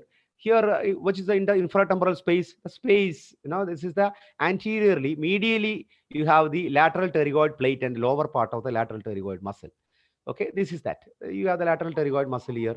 Okay, that is the medial side of the infratemporal space. Now, superiorly, you have the infratemporal part of the greater wing of the sphenoid, that deep here, there. Okay, and inferiorly, you have the pterygomandibular raphe here. Okay. And anteriorly you have this is the infratemporal surface of the maxilla, where you give the posterior superior alveolar nerve block. Okay, you go behind the third molar, you turn around, like that's where you give the posterior superior alveolar block. That is the infratemporal surface of the maxilla. So that is the anterior end of the infratemporal space. Okay, and posteriorly you have the condyle and the temporalis muscle, which is coming here like that. So these are the boundary of infra. Is a huge space actually, which is intraorally. Okay, this space is intraorally located. So in a patient clinically, you will not see absolutely no swelling. And where the infection comes to the infratemporal, usually from the upper first, second, or third molars. From there, a caries exposed to third molar will be the culprit, or a second molar. Patient will come to you. They will tell you there is a dental pain for the tooth and nothing, and there is trismus. The mouth opening will be 0. That's a problem. So If you don't, that time you just remember that the infratemporal space may be involved, and that is a culprit. Okay. And of course, infratemporal can be secondarily involved. I told you pterygomandibular space infection, very closely related to this. Okay, next second day, the infratemporal also will be involved. But otherwise the lower molars from there directly coming to infratemporal is unlikely. It goes usually into the pterygomandibular. Same way, if there is a sublingual infection, it goes beyond mylohyoid, it comes infratemporal. A submandibular below here, extraorally, beyond mylohyoid goes down, it comes to infratemporal. So from there also it can come secondarily, but usually there is upper third molar pain, upper second molar caries exposed tooth and tenderness. You know that the primarily it means vestibule, then comes the infratemporal space. That clinical signs will be severe trismus for the patient. Okay, so you have to clinically examine. The treatment is very simple. If you find out an infratemporal space infection involved, you just have to go intraorally, just above the apex of the second or third molar, put a small nick with a number 11 blade, or just with a probe, you just nick and make a small thing. You introduce a small mosquito artery, just like that. First will just rule out. First just rules out that area, or open up and some serosanguinous thing comes out. So you have, that shows that the infratemporal is addressed. Then you give an antibiotic and things like that. And another thing you have to be very cautious about the infratemporal space is, I told you about the canine space. Here you have the pterygoid plexus of veins, which is present here. So what happens with the pterygoid plexus of veins? It's again, it is a what you call a retrograde infection from here, through the pterygoid plexus, it goes into the cavernous sinus. Okay, patient with cavernous sinus thrombosis and meningitis, infratemporal space infection starting from upper second molar, with an uncontrollable diabetes patient who is also an alcoholic, who is also got a very poor oral hygiene, malnutrition, second or third molar pulpitis first day, infratemporal space second day, pterygoid plexus and cavernous sinus thrombosis and brain abscess on the third day. If you have diagnosed the first day, you put a nick, you drain it, put a parenteral antibiotic or heavy dose of antibiotic, admit the man, remove the focus of infection. You should have prevented a cavernous sinus thrombosis or a infratemporal space infection. So very vital to see for infratemporal space involvement, very vital to see the pterygomandibular space involvement, and very vital to see the other mesenteric space like involvement. This is something you miss in practice. Other thing, okay, pterygoid, like lateral pharyngeal and retropharyngeal and all, dental surgeon don't have to worry about that. But these things will lead to that. Just remember that. Now infratemporal, I already told you infratemporal spaces, the same thing I have mentioned. Now the lateral pharyngeal space infections. Here, see, typically that's a patient, what happens from a lower second molar, infection will never directly go to lateral pharyngeal. It goes through the pterygomandibular space infection only. So it lies immediately posterior and lateral to the pharynx on the lateral side. And anatomically, you have it is an inverted pyramid shape kind of thing, with the base of the pyramid in the skull base and apex in the hyoid bone. See what a huge space is the lateral pharyngeal space. The apex of the pyramid is the skull base, and the hyoid bone lower below, that is the base of this pyramid. Look at such a huge column of space, lateral pharyngeal space. So usually lateral pharyngeal space has a difficulty in swallowing and redness and all the thing. I'll show you what is the clinical features. This is what 1929 Mosher called this as the Lincoln Highway. It goes right up the cranial base to the mediastinum below. Okay, Lincoln Highway. Typically in an immunocompromised patient, that is where you get it. This is our own case. We have a lateral pharyngeal, or also known as retropharyngeal. Look at this patient. He got trismus. The origin was a dental infection. It was from a dental infection, a poor periodontal status or a third molar here, acute, very acute. He is dehydrated. Look at the trismus here, poor oral hygiene, not proper brushing, nothing. There is a subclinical antibiotic taken, not taken medical attention. Okay, and now see the swelling here in the neck. You can see the redness over here. Look at the swelling, and it is coming down to the mediastinum. See the redness over here. Okay, and you may have to do an extraoral drainage in the anterior area of the sternocleidomastoid. Aggressive therapy. You need to aggressively address all the areas of cellulitis and space infection. The pus has gone down. Maybe already he is in a septicemia. Okay, so you have saved it. This patient also is saved. But when you come to these kind of things, sometimes the situation is beyond our control and we may not be able to help the patient. Okay, look at that. Okay, swallowing difficulty and this swelling, immediate hospitalization. And this has come all the way from a small vestibular abscess, patient might have first day a vestibular space infection. First day, tenderness of the lower second molar, caries exposed tooth. Second day, a small cellulitis in the vestibule. Third day, vestibular space infection, nothing done, no antibiotic taken, no nutrition, okay, alcoholic, diabetic fellow. And next day, patient will have pterygomandibular, slight trismus developed. Third day, pterygomandibular to the lateral pharyngeal. Now it is coming down like that, See, this is the sequelae of acute orofacial infection. Now this picture will very clearly tell you, what happens from the base of the skull to the mediastinum. That's what I was telling about. Now coming back again, here, this is the one, this is the area, this column, the whole column, that shows the retropharyngeal space. Behind, okay, on this side, this is behind the pharynx, the retropharyngeal, okay. The most dangerous of all deep neck space is the retropharyngeal space, okay. It will have a suprahyoid and an infrahyoid component and all, but basically understand from the base of the skull right down to the mediastinum, it is involved. Starting from just a trivial small dental pulpitis, it can lead to all these things. Now you look at this. This is a very clear cross-sectional thing. This is a pharynx here. This is the tongue over here, okay? And this particular area, this is the thing, that spot is the retropharyngeal space. Behind the pharynx, retropharyngeal, okay? From where it has come? From here, lateral pharyngeal. From here, it has tracked down here through the loose areolar tissue, cutting along the facial planes. You have the deep cervical fascias there. You have the buccopharyngeal fascia and the alar fascia and all. When you come to the vertebra and the behind the pharynx area, okay, there are spaces through which it spreads like that, okay, which goes down to the mediastinum, producing pericarditis, pneumonia, and lung involvement, a swelling on in the cardiac area, okay. So this is the thing, pterygomandibular space here from the mandible, or any of these things comes down to the lateral pharyngeal, comes down to the retropharyngeal like that, and from here to the prevertebral fascia and the prevertebral space, and here you can see the internal jugular vein, the carotid artery, and into the carotid space, okay.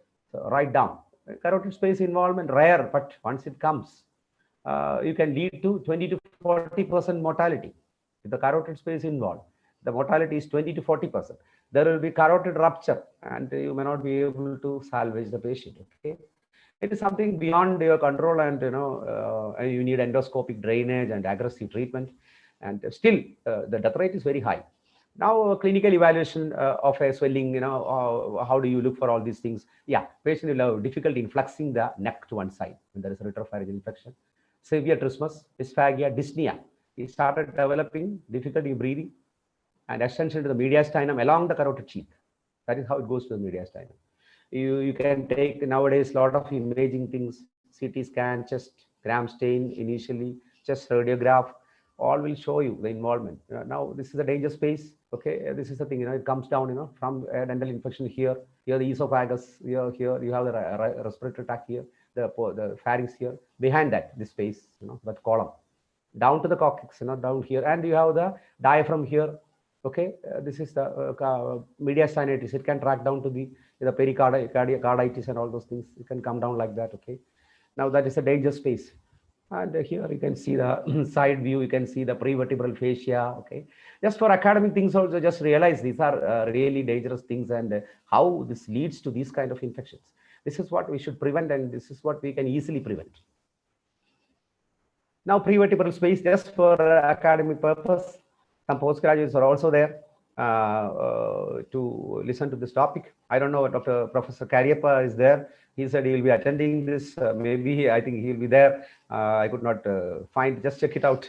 Sir is here, and yeah. So these are prevertebral spaces, and one of his favorite topic is infection. So I think that may be the reason why we have sent a link to him also. Yeah. So prevertebral space, you have all these problems. The just vertebral area. These are all really problematic area. Definitely there will be septicemia and imminent death, and morbidity is very high. This is one I just put a thing to show the how you can see the carotid space and visceral vascular area. If you look at these sides, here you can see the jugular vein. Here you can see the carotid. Here you can see now this is a hyperdense area here. So imaging, you will be able to know whether there is a lumen hypodense here. A hypodense lumen, a thrombosed internal jugular vein. This thrombophlebitis is another dangerous thing, as dangerous as the meningitis or pericarditis. Thrombophlebitis is another one. You have that also, very killer thing in this kind of things. So this imaging will nowadays tell you carotid space involvement, and pinpointly, surgeons are expertise in endoscopic surgery. They can aspirate the pus and do drainage that way also. Now, typically, all of you are familiar with Ludwig's angina, because this is taken in your BDS classes also. Typical description of Ludwig's by von Ludwig. Yeah, nicely described. A typical cellulitis case. There is a brawny induration where the patients bilaterally, there will be involvement of, you can look at this patient, there is a floor of the mouth swelling here. There's both submandibular space, and you have the sublingual space intraorally also involved, and submental space. That is typically described as the Ludwig's angina. Okay, you have, it is a cellulitis, purely cellulitis stage. Bilateral submandibular space, sublingual space intraorally, submental space. The problem with this is that there is a patient is going to develop a respiratory obstruction very fast, because the swelling is in the floor of the mouth. There will be so much of tension and pressure, it may block the airway. That's on the second day, patient may come to you first day like that. Looking at the patient within hours, he may develop stridor. I have directly seen 2-3 cases of stridors. Immediately, you may have to do emergency tracheostomy. Otherwise, patient is going to die. The stridor developing from Ludwig's is a highly dangerous thing. Of course, the other septicemia and things are there, but main problem is a respiratory obstruction. Look at this picture. This will show you, see the sublingual space, both sides. It's a submandibular and submental. See, all bilateral involvement. Okay, the whole thing is pressing on the airway, right down there. The tongue is lifted up. There's like a hot potato in mouth, kind of. When you're talking, that kind of a feeling you get, typically in a Ludwig's man. Okay, and looking at him within hours, you see slowly developing crowing sound and stridor. Look at this lady. You can see the tongue is elevated, swelling in the floor of the mouth. Okay, and clinically aggressive and rapidly spreading, high fever and chills, airway is compromised, drooling and dysphagia. And another thing, if any of the dental surgeons who also sometimes may be going to operation theater, I think sometimes in some hospital, dental surgeon also see such cases in the hospital, and some of them attend casualty service also among dental surgeons. One thing they have to keep it in mind, even Max Fac junior persons also, I don't know how, whether everybody is really aware of one danger. You have to be careful in these situations. And especially the dental surgeon, senior faculty people, some people will be attending cases in casualty also. In the night, they get a call. The patient comes with a swelling like this. Okay. And yeah, initially looking, you have both the spaces involved and lingual space involved. Maybe you plan to have a small incision drainage intraorally or something like that. Maybe a dental surgeon in a remote area, he may do something. Okay. But one thing you have to be careful is that you never try to ask for a general anesthesia in these patients.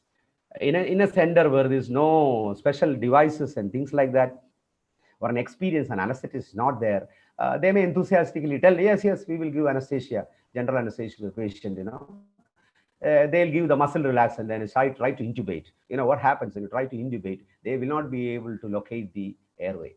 They will not be able to see the airway, and they will not be able to put the tube.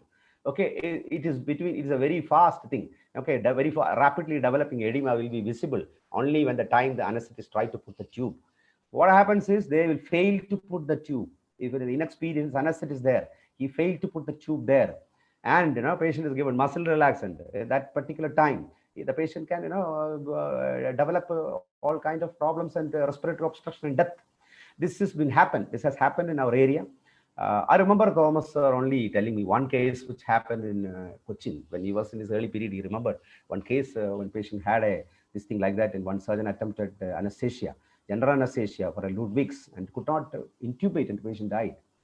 Okay, so how do you deal with such cases? How do you deal?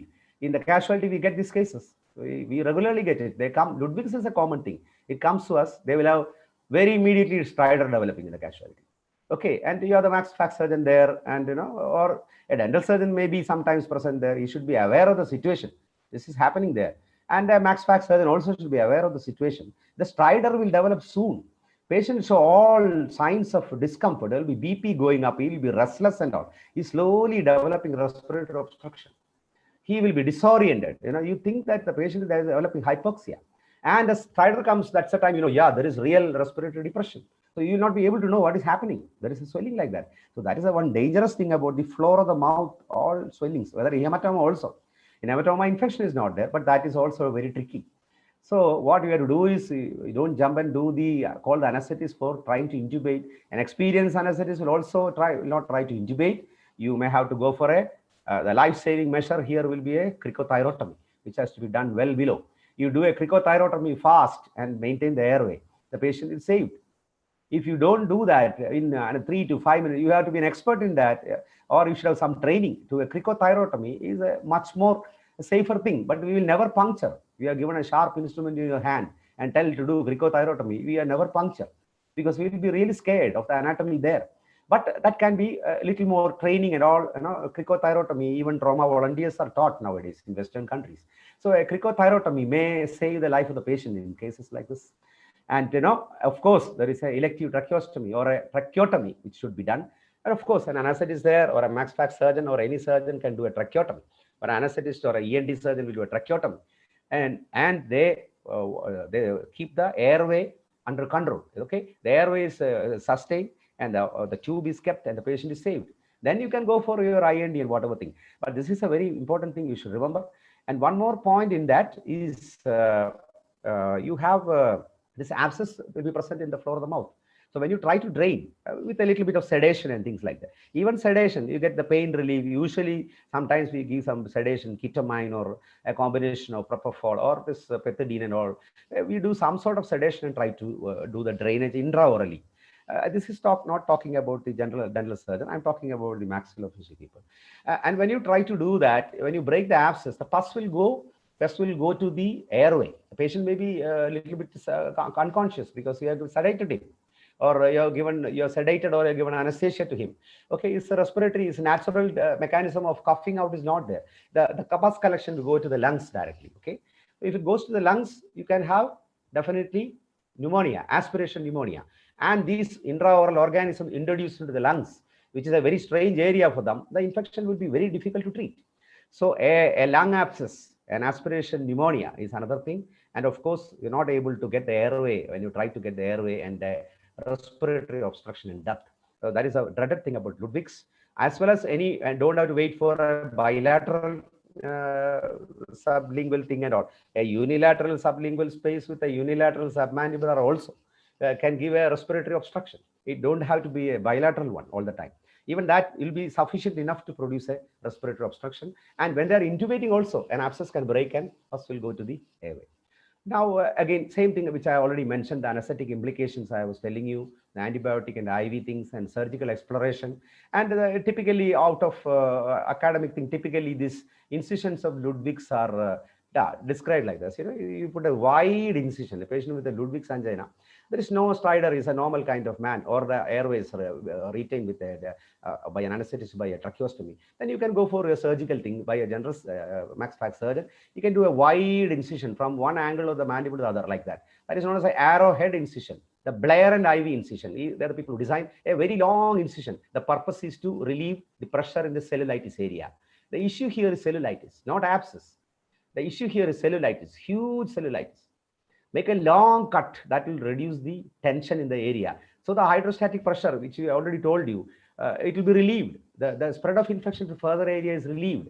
And you can put 1 or 2 drains. You may not get pus. You may not get pus. And the blood circulation improves there immediately. The night itself, blood circulation improves. And the antibiotic can reach the site of infection. When there is a Ludwig's, the problem, you give antibiotic parenterally, it won't reach the site because the blood supply is cut off by the tense swelling there. Okay, so relieve the pressure. Relieving the pressure is very important with a wide incision. Don't look for cosmetic over there. Incision is in the shade of the mandible, so it won't produce a scar. You can nicely go through the platysma, cut through the platysma, and cut through the mylohyoid. They're telling wide opening here. Intraorally also you can go. Relieve the pressure. Okay, and you put a drain over here, and you second or third day, an abscess slowly forms, and it gets drained also. Maintain the drain for 2 or 3 days. Drain the abscess also, drain the pressure, cellulitis, give the antibiotic what you're going to give. Okay, that's the way you manage a Ludwig's angina. Very common. Every month, 1 or 2 cases of Ludwig angina we get in the college every month. It's a very common thing. Now, current concepts, I'm just going through current concepts. The new classes of antimicrobial things are used, new imaging things, improved culture methods are there. You get faster result, and you have better understanding of the immune systems. All this helps in managing this compared to the the past, where in the decades before we had nothing of these things. Nowadays, you have it available. Even in the government hospitals, we have many of these things. You can have the CT, MRI, ultrasound as required. Of course, CT, MRI, and all will give a better picture. And sometimes if you have all these things, you can use that. Now, MRI is costly, of course. Patient has to cooperate, but soft tissue nicely can be seen by an MRI. If you have an MRI, it is good. If the patient can afford or the hospital can provide it, it is good. Okay, it has no radiation, no iodine contrast needed. Okay, so you can better detect the underlying lesion with an MRI. With CT, it is just 15 minutes or 5 minutes with CT. MRI take 35 minutes, and so less expensive. But there is you have to use contrast medium, which may be allergic. Radiation is there for the patient, and dental artifacts can be a problem. Okay, if it is present. So otherwise, CT, and if possible, you have an MRI, you can do that. But most of the cases we can handle without that in simple superficial thing. We know clinically it is this space involved, and usually we treat with X-rays. Only in deeper one you go for all these things. Now, this is one I was telling about our patient. This is a case in Trivandrum, I think. This patient had, you looked at that in a sloughed out area. He had undergone a tracheostomy. Same, he had a Ludwig's. The airways maintained by the anesthetist, did a tracheostomy and put the tube in place. See the incision, it is sloughed out here. Maybe the abscess broken up without draining, and you can see a tube drain placed there. Keep irrigating, give antibiotic. Patient improves fast. Look for his immunocompromisation, treat that also. Antibiotic. Remove the focus of infection. Maintain this drain for some more days till the pus stops. Airways also maintain until all the swelling in the floor is disappeared. Now, principles of drainage and incision, just basically, usually it's known as a Hilton's method. The incision should be placed in healthy area of skin. If it is a sloughed area, it will produce an ugly scar. Okay, use it in the most dependent area. You give a drainage, an incision. Use blunt dissection. Use a what you call a sinus forceps. Okay, so that you don't damage other structures. Keep catheters. Rubber drain is a must, or intraorally a gauze drain. Otherwise, the patency of the thing will be blocked. This one typical picture I put by submandibular, how you are draining it. The anesthesia is given, little bit of sedation is given. Okay, and here you can see it is just gone there, and introducing a Hilton method, introducing a sinus forceps. Just put a cut up to the level of platysma, and cut down and go like that into the. You can see here pointing out abscess here. That's why we usually don't give an incision here. It is almost broken abscess. That's why we just put a drain there. Otherwise, it's a scar. The patient will have a scar here. This is enough, the submandibular incision. And bluntly, you can reach up to submastotic area, introducing instrument like that. To the submastotic, you can go. Submandibular, you can go. Buccal space, you can go. All you can go with the submandibular incision. If it's taken up anteriorly, you can submental area also. If the extension is given here, you can drain the submental. Submental can be drained. Submandibular can be drained. Masseter can be drained. Buccal space can be drained. All sublingual also can be drained. All can be drained by using this. Is it gone out? No. Now, just going through the last portion of my talk. I'm taking much time, but I'm going little fast. Now, basic principle of antibiotic. Everybody has to be kept in mind. Never misuse the antibiotic. Okay, the antibiotic you give in infections should achieve the plasma level of antibiotic which you require. Okay, don't give subclinical doses and all. And infection, you may have to double the doses also. Now, the principles. What are the principles? Thing you use the time-tested antibiotics. That's what we practice. We have evidence which is the antibiotic which is commonly given and which one acts. Okay, we have evidence for many decades, so we know that most of the dental infection can be the Streptococcus is the beginning one, and penicillin is the penicillin or its derivatives are the drug of choice, unless it is to get a allergic reaction to the patient or history of allergy to penicillin groups. Otherwise, an excellent drug for those kind of initial period. Erythromycin. Why is echo? Yeah, erythromycin. Yeah, it's fine. Yeah. Erythromycin can be used. It's also a very good drug, but against streptococci, but the fusobacterium, it is less effective. Clear, no? Can you hear? Yeah. Now, coming to the other antibiotics, you use clindamycin. Where do you use it? You use it in against streptococcus and major anaerobic crew comes. That's the time you add clindamycin. Basically, you don't have to jump into clindamycin at all. It's a tendency. People suddenly, all patient comes, they give clindamycin. What is the point in giving clindamycin? Don't jump and give it. Our time-tested antibiotics are enough. And if the patient is not allergic to sulfa drugs, I'll tell you, trimethoprim. The sulfa drugs, the Bactrim DS and all, which we used to do, tetracyclines. I tell you, very effective drugs, tetracycline, Bactrim DS and all. A simple periodontitis and a small swelling and all, it's a very effective drugs. People have forgotten using those things. Of course, sulfa allergic people, you have to be careful in giving trimethoprim. I don't know whether the drugs are available in the market also, cheaper and very effective. So clindamycin, where do you give clindamycin? It is you give more of anaerobic things are expected. On the third day, culture report comes and all, you can do that. Salivary infections, it is good, clindamycin. Bone infection, clindamycin is a little more better. In bone, it is good. So these are the area where we choose. We add that also. Otherwise, we don't jump into the cephalexins. Again, you use your cephalosporins only when needed. When there is a moderately streptococcus, it is effective. Okay, and anaerobes, that's the time you go. Gram negative, a lot of thing comes. You go for cephalosporin. Second generation. You don't jump into third, fourth generation and all for small dental swelling and infection. Don't give the fourth generation cephalosporin. You don't need it. You are misusing it. Okay, it is needed for that really specific infections. So you have to keep caution, time tested, well known and used infection, which in most of our cases, 95% of our cases, we are dealing with the most of the groups we are using in the past. Only very few we are added up. If there is a bone infection, we add clindamycin. If there is an anaerobic infection, we add metronidazole. And if there is a real gram-negative thing comes, we go for aminoglycosides. This is how we go. And cephalosporin, sometimes we see septicemia and other kind of real deep neck things. We go for cephalosporin third or fourth generation, not otherwise. Okay. Now, see, the doctor is wondering, when the patient have a problem, you're wondering what drug should be given. That's why we call it a wonder drug. Okay. Now, choosing, how do you choose an appropriate antibiotic? You always, these are fundamental things. Always try to give a narrow spectrum antibiotics. If you know clearly this act, that is enough. Example, penicillin. Streptococcus, it is sensitive to penicillin. Okay, enough. That is enough. Okay, and otherwise what happens? You give a very broad spectrum. Unwantedly, you're giving a third generation cephalosporin, which is effective in negative and gram-positive and the wide variety of things. Actually, infection will go. What happens is super infection develops sometimes.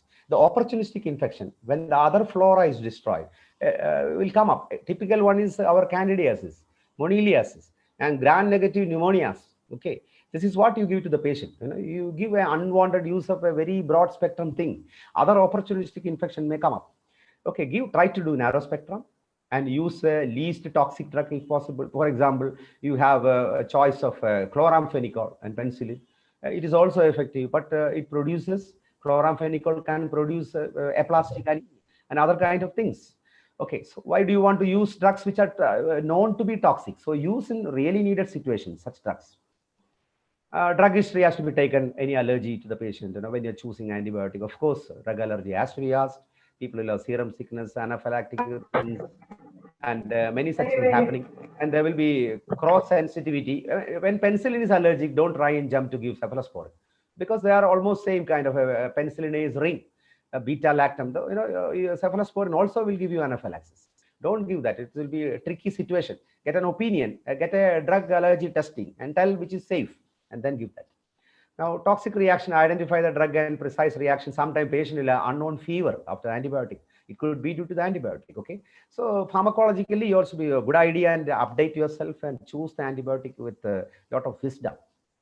And bactericidal, use bactericidal. Don't go for bacteriostatic drugs when the things are acute. A man has come with a cellulitis of that magnitude with a large swelling on the buccal area, the red is eye swollen, orbital cellulitis. Don't stand with the bacteriostatic drugs, penicillins, or drugs which are cephalosporins. Use bactericidal drugs, cephalosporins, cephalexins, and ciprofloxacins. Not tetracycline may not be a very good agent there, or a sulfa drug, or trimethoprim will be okay. But you should know which are the bactericidal drug, aminoglycoside. If there is a negative, also you can use.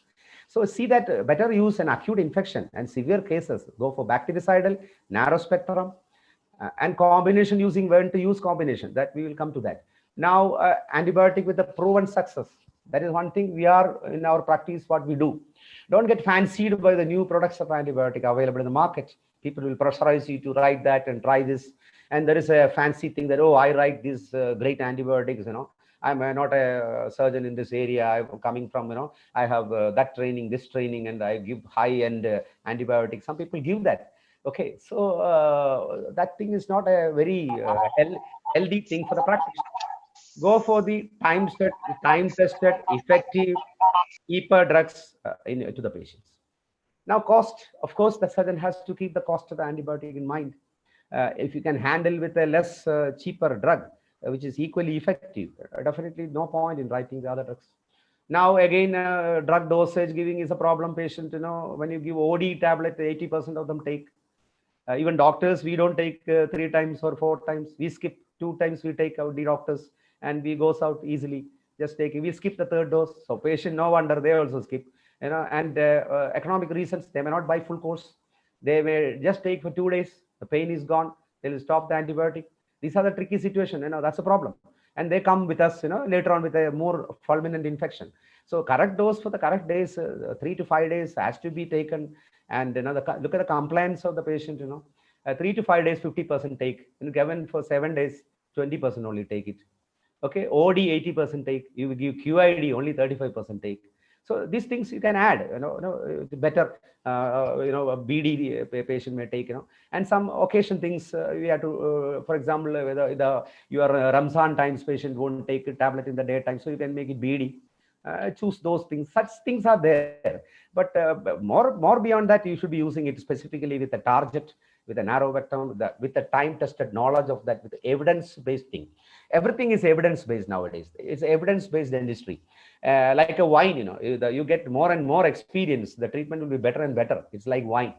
So don't jump into fancy things. Trust your old partners of penicillins and groups like that. Even today, it is really, really very good ampicillins and amoxicillins and metronidazole and things like that. We never need much of cephalosporins and things like that in most of the cases. Now, indication to use. Yeah, what are the indications where you use? I told you, a rapidly progressing swelling, a diffuse swelling, a compromised host defense, facial spaces involved, severe pericoronitis. In this situation, don't leave the patient without giving antibiotic. Antibiotic is a must, and reference will be good. If you cannot handle, refer it, and so that you can take parenteral antibiotic, and surgical intervention, if needed, can be done. So empirical therapy, when we get a patient to us, we don't have exactly know what is organism. We go by our experience. We know usually a dental patient comes with an infection. Our region, we know it is streptococci usually. And in our study, we could not see much of change in microorganism. Even now, we had 2-3 studies in our college, Trivandrum, Calicut, everywhere. We found there's not much change. The organism were somewhat the same. Okay, and the resistance of patients have gone down because of so many other things, and even drug abusers, many such things are coming. So otherwise, antibiotic is time tested one we are using, but you see that other things are addressed. The patient host improving things, bed rest, hospitalization, treating dehydration, nutritious food to the patient, reassurance, pain controlling, encouraging to take food, giving nutritious food to the patient, incision drainage, monitoring of the patient, reassurance. These things are very, very important. The antibiotic just writing to the patient will never cure these things. Antibiotic just aids. It just aids the host mechanism. That's all. It doesn't treat. So the host is the one who is fighting against the organism. So if you go in a complete way to the patient, look at the other symptoms, other problems of the patient. Whether you see whether he has got he is an anticoagulant, he is on anemia. Is a patient who is on what you call menstrual period, who is bleeding. It's a pregnant lady. Okay, there are many things which may reduce the infection. So don't take it casually whenever you get these kind of people. You just check a blood sugar for a above 40-year-old man, he will be severely diabetic. You are the one detecting most of the time. We see commonly when they come with a big space infection, most of them will have diabetes mellitus or some of these things, poor oral hygiene. This is mandatory. They will definitely will have that. Okay, so our idea is not to produce this bacterial resistance. We use the antibiotic very judiciously. Okay, so the infection, the antibiotic is chosen as per your experience and your clinical evidence and your research things you are getting. We had enough research on this, and we have enough reports on that which you have published, and regularly we talk all our faculties everywhere, how to handle these things. Now, the very famous word in your pharmacology book, you see, you should give the right drug to the right patient in the right time for the right problem through the right route. The right patient, the right problem, right drug through the right time through the right route. All these 5 has to be there. Okay, so you don't miss on any of this point. You give an antibiotic for the wrong problem. That's a problem. You give a patient who comes with a cellulitis of a lower first molar infection. You are straight away giving something like a clindamycin. Why you give a clindamycin? What is the logic behind that? You don't need it. You are giving so far, you are giving your tetracycline, it is effective. Why do you want to jump into clindamycin? Okay, everybody is writing clindamycin, so I am also writing clindamycin. That's not the thing. A patient comes to you, okay, and empirical therapy, which one you will start with an empirical therapy, which you commonly give? You will give penicillins. If penicillin, there is no other allergic thing, give penicillin only, that is enough. And you can add a little bit of broad ampicillin and amoxicillin is very effective in our orofacial area. Both gram-negative and positive are dealt with. And if anaerobic is suspected, there is a pericoronitis, anaerobic is suspected, anag, things like that, Vincent spirochetes is suspected, add metronidazole to that. Okay, that's enough most of the time. Sometimes you find a culture report which comes after 2 days and they say that it's gram-negative, there is pseudomonas. You have to give aminoglycoside. They say you have to give micacin. The gentamicin is resistant. Vancomycin is resistant. Streptomycin is resistant. Amikacin is the one sensitive. Give that. That's the time you choose. They say cephalospore in 3rd generation has to be given on the 3rd report. And clinically, patient not improving. Otherwise, you don't have to jump. Okay, you give an empirical antibiotic, you give penicillin and metronidazole, amoxicillin 500 milligram, incision drainage done, root canal done, and patient next day come, swelling is half gone, fever has gone. Don't wait for the culture and sensitivity report. Patient is showing result. Don't trust the culture report now. But worsening and culture report comes and says that you have to change the antibiotic. That's the time you have to change. Now, that is fundamentals of the antibiotic therapy, which is a very extensive topic actually, which may be addressed in some future CDs on antibiotic use and misuse. Now, I'm just telling certain interesting things like necrotizing fasciitis. Sometimes you may get in facial area. It is actually in the subcutaneous plane. You get a widespread infection. Of course, not of great concern to the dental practitioner. But if you get a case, you can diagnose and refer to the specialist. Organism is usually hemolytic streptococcus. You typically see this. See, the infection is exactly only in the subcutaneous plane. Okay, it is just going like that, cutting through the skin, widespread. Till the mediastinum, everywhere it can go. The antibiotic of choice has to be selected and it should be given. Irrigation with hydrogen peroxide, slough cutting, changing of dressing, betadine scrubbing or irrigation, and these are the way you manage. And you have to find out some other immune problems are there for the patient. Sometimes, rarely you get these kind of things, necrotizing. And many complications of space infection, if you don't do a neat incision drainage, allow the abscess to break itself, you get this kind of scar here. Okay, an ugly scar. If you put a neat incision, then you can avoid this scar. Okay, so that's the intervention. Early intervention avoids such scar for the patient, especially on the face. It is very ugly. Now, long-standing patient, not IND done, antibiotic taking, subclinically infection persisting, and you get a sinus, chronic sinus. They come with multiple sinus like that. A chronic abscess comes out like this. Patient go to doctor because it is chronic. There is no problem or clinical issues for him. Now, of course, cavernous sinus thrombosis, I already mentioned. You should be at least just know the features of that. If anybody comes to you, you don't need a dental infection. You have a pimple on your face in the danger area. You touch with your finger, you can get cavernous sinus. A small folliculitis can lead to cavernous sinus thrombosis. Head and neck area, very, very vulnerable for an infection going into the brain through the retrograde emissary veins, So valvulus veins, which may take it fast to the cavernous sinus. Signs will be diplopia. There will be picket fence fever, chills, rapid fluctuating pressure, signs of toxemia and meningitis, severe headache, eyes reddish. Both eyes will be very, very reddish. One eye will be involved in initially sometimes. I will look at the typical picture. Only one eye experience early involvement. Venous congestion of the fundus of the right eye. A patient had an upper third molar, upper canine pain. Third day you can get this, or a upper first molar we are surgically removed. In an immunocompromised man with a lot of poor oral hygiene, immunocompromised. Third day you have these kind of things. So how fast it goes into the cavernous sinus, and there will be cranial nerve involvement.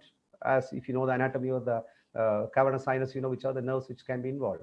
And typically in our books and all, in the BDS level itself, will teach you the Eagleton's features. There will be non-site of infection. There is evidence of bloodstream infection. Early sign of venous obstruction in retina and conjunctiva. Paralysis of the third, fourth, and sixth cranial nerves. That is because of the pressure by the inflammatory edema in the cavernous sinus. Third, fourth, and sixth nerve commonly. Abducens is more commonly involved. There will be paresthesia of that. Abscess in the neighboring, that is in the brain abscess. Meningeal signs of meningeal irritation. Okay, so this is a picture of a cavernous sinus section. You can see, when there is an inflammation in this area, you have the nerves here, cranial, ophthalmic. You can see the branches here, the maxillary and the trigeminal, and the motor nerves are here. That will have palsy. That will be one early sign. Severe headache. The intracranial pressure will be so high. Immediate neurosurgical intervention required. Brain abscess may have to be drained. There you use cephalospore in third generation and fourth generation and all those things. Heavy dose of antibiotic, hospitalization, neurosurgical intervention, all may be required. Okay, patient, you may lose the patient. Mediastinitis, when it's coming down, other specialists may have to come with a pericarditis. A cardiothoracic surgeon or a general surgeon will take over. But if you identify early and send him fast, and he reaches the hospital within hours, there is a chance of survival. Otherwise it will go out of control. So severe dyspnea again, same people, is heavy fever, chest pain for the patient. Okay, mediastinal widening in the X-ray. You can see here. You can see that infection, the shadow here. Okay, look at this. What happened? This is our own case. 9 days after the retropharyngeal space drainage, patient developed mediastinitis. 9 days after the retropharyngeal, and I remember one or two cases of death in my experience. When in Trivandrum, one case and one here. Patient had death as a odonogenic infection. One patient was perfectly all right. She was a pregnant lady. She had such severe symptoms and acute things and all. We drained her and hospitalized her. Almost everything went down. She had a nice bath also. She delivered the baby. And 2-3 days after that, patient died. Very surprisingly, patient developed mediastinitis. The same thing, retropharyngeal drain 9 days back, and the patient get a mediastinitis 9 days later. See how sometimes they are very tricky. And one here also, we had a severe septicemia of the patient, and patient died. So this is possible. And other unreported many cases will be there. From my experience, it's 2 cases I can really remember. And nowadays CT and all, guided percutaneous drainage and all have come. Here you can see, submandibular space here, you can see that, and introduce a percutaneous needle and drainage like that. Okay. A deeper incision sometimes may help in deeper space infections. These are devices very precisely you can drain. Okay, now it's a boon for many of the deep infections to drain like that. Now to conclude on this topic, I have already made this quote in one of our IDA Malabar talk only long back. If Girish remember when he was a secretary, we have screwed up and we ought to say so and apologize. Doctors were handed the wonderful gift of antibiotics, but are destroying them through indiscriminate use. We don't need another committee. We know what to do, and we should use them less. Now with that thing, I'm ending up my presentation here. I know definitely prolonged the time and gone much beyond. And once again, I thank the President Shaju, Secretary Navji, and the Unnikrishnan of the IDA, and the senior members, Dr. Vishwanathan, and all the other senior teachers and faculty present here. A very heartfelt thank you from myself and from my department and from my college. And the stage is open for discussion. I know it is too late. Thank you so much.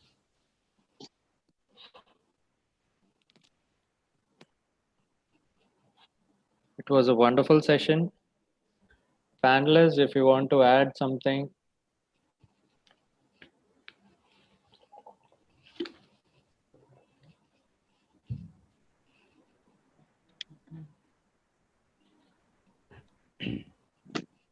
Thank you, Dr. Soumithran, my friend. It's the beautifully presented the infection. It's the most important topic. Within a, we can't discuss in a limited time, but he beautifully discussed everything in a short stream, 20 hours. So definitely it will help the general practitioners in their life. So many tips discussed here. I would adding certain points, emphasize certain points on usually encountered infections in general practice. The most important thing is in general practice, surgery department, surgery, the most important thing is the diagnosis. Diagnosis is the for diagnose any lesion, infection, everything. Even the extraction also. Diagnosis is the most important. For diagnosis, proper diagnosis, it should have go to the sequence of the history taking and clinical examination.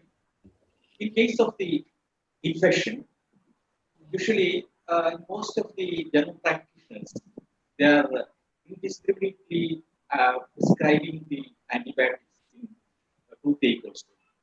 First, you have to identify whether there is an infection there or not. If a toothache, simple toothache or pulpitis, the antibiotics is not required, but only anti-inflammatory is required. Initial stage is the acute pulpitis. The first encounter pain is the pain is due to acute pulpitis, and it is not it's not a infected condition. So the best thing is consult the doctor and do the access cavity opening and give the painkillers on it. Then infection occurs after the death of the vitality loss and then infection occurs. So if there is any time limit. Manoj, you can. Manoj, can you take the mic closer to you? Little more in your hand, like this. Yeah. Can you hear? Yeah. Yes, correct. Okay. You can carry on. Okay. Then the infection cases, the most important thing is first the stage of the infection is the most. That Soumithran sir already discussed here. The stage of the infection, whether it is the infection is limited to the periapical region, that is the periapical osteitis. So in such cases, we can identify clinical presentation is the tooth is slightly extruded and tender on percussion. So that is infection is confined to the periapical region. In such cases, the access opening is sufficient and give the antibiotics. Then second thing is if there is any swelling and second thing is the. Can you hear properly? Yes. Okay. Carry on. Second is the stage of the infection is very important. Stage of the infection means whether it is cellulitis, pre-abscess or abscess. The treatment depends upon the stage of the infection. If the infection is initial stage, the cellulitis. In case of cellulitis, the just medical treatment is sufficient, and Soumithran already discussed that the you have to start empirical antibiotic therapy. Empirical antibiotic therapy means the antibiotics, those antibiotics which is sensitive, that is evidence-based, or we know that which are the organisms commonly involved in the orofacial infection. So those antibiotics sensitive to the infection is you have to prescribe. Okay, that is the empirical antibiotic therapy. Initial stage, the cellulitis, the most of the infection is aerobic. That is 99% is aerobic. And as the infection advances, that is, if it is untreated, it will get localized and transform into first pre-abscess, then abscess. In case of abscess means that is perforation of the cortex and direction of the pus in the. That also depends upon the anatomical location. The factors determining the infection is the host factor already discussed, host factor, then the microbial factor, and the anatomical factor. So the first you have to identify the post-immune mechanism and the systemic illness. That is, whether there is any renal problem or diabetic or not, or you have to identify the any medical illness. Your antibiotic therapy depends upon that. Okay, whether it is our setting up of care, that is whether it can be treated as OP basis or IV basis, that depends upon the medical condition and the severity of the infection. Severity of the infection. Identify the severity of the infection. How can we identify the severity of infection? Severity of infection, we can identify that. Suppose a patient reported with the swelling of 1 day history with a large swelling and patient is febrile and toxic symptoms and only single day history. That means either the host immune mechanism is compromised or the microbial organism is highly virulent. So that is an indication of admission. Admit the patient, start the antibiotic therapy, and give investigation, complete blood investigations and everything. And if the patient is dehydrated, you have to give the parenteral fluid administration also. Okay. Then next is the second thing is what is the severity of the infection? Any associated symptoms such as difficulty in deglutition or any complications, systemic complications, maxillary region, ophthalmic complications, or respiratory difficulty, dyspnea, difficulty breathing, difficulty. You have to identify that. Okay. Then space, which space is getting infected? That already discussed. Soumithran sir beautifully discussed the spaces. You have to have thorough knowledge about the spaces and the primary spaces, which are the tooth associated with that space. That means, for example, from the mandibular molars posterior teeth, you have to look for the submandibular space, sublingual space, and buccal space and vestibular space. Okay, and having not sufficient time already discussed. So that is the important thing. Second important thing is the selection of antibiotics is very important and dosage is very important. I already discussed that. That is the under dosage you should not give. For example, in dental practice, moxiclav 625 milligram BID usually given. That is what is the meaning of that? What is BID? Amoxicillin, the dosage is 8 hourly. Even senior professors also prescribe for the benefit of the patient. So 625 milligram TID you have to give. You don't give any underdose. That will lead to resistance. And you have to complete the dose. You don't give any for 3 days and ask the patient to come review. Then sometimes the patient isn't turned up. Show another dentist. They write another drug. That is creating the resistance, drug resistance. So should be very careful that ask the patient. Patient should be motivated that the infection is motivated. It will take some time. It will take some time. Within 3 days is not sufficient for come. So if it is not responding, we can change the antibiotic. Then start the empirical antibiotic therapy. Even if the new generation antibiotics arises, but the drug of choice is penicillin, and you have to use the narrow spectrum antibiotic, least toxic antibiotic, and least cost effectively, and the dosage. Everything you have to consider. Okay. In abscess cases, you should not give any antibiotics only. The combination of surgical intervention and the antibiotic therapy. Otherwise, it will lead to antibioma. Okay. Then,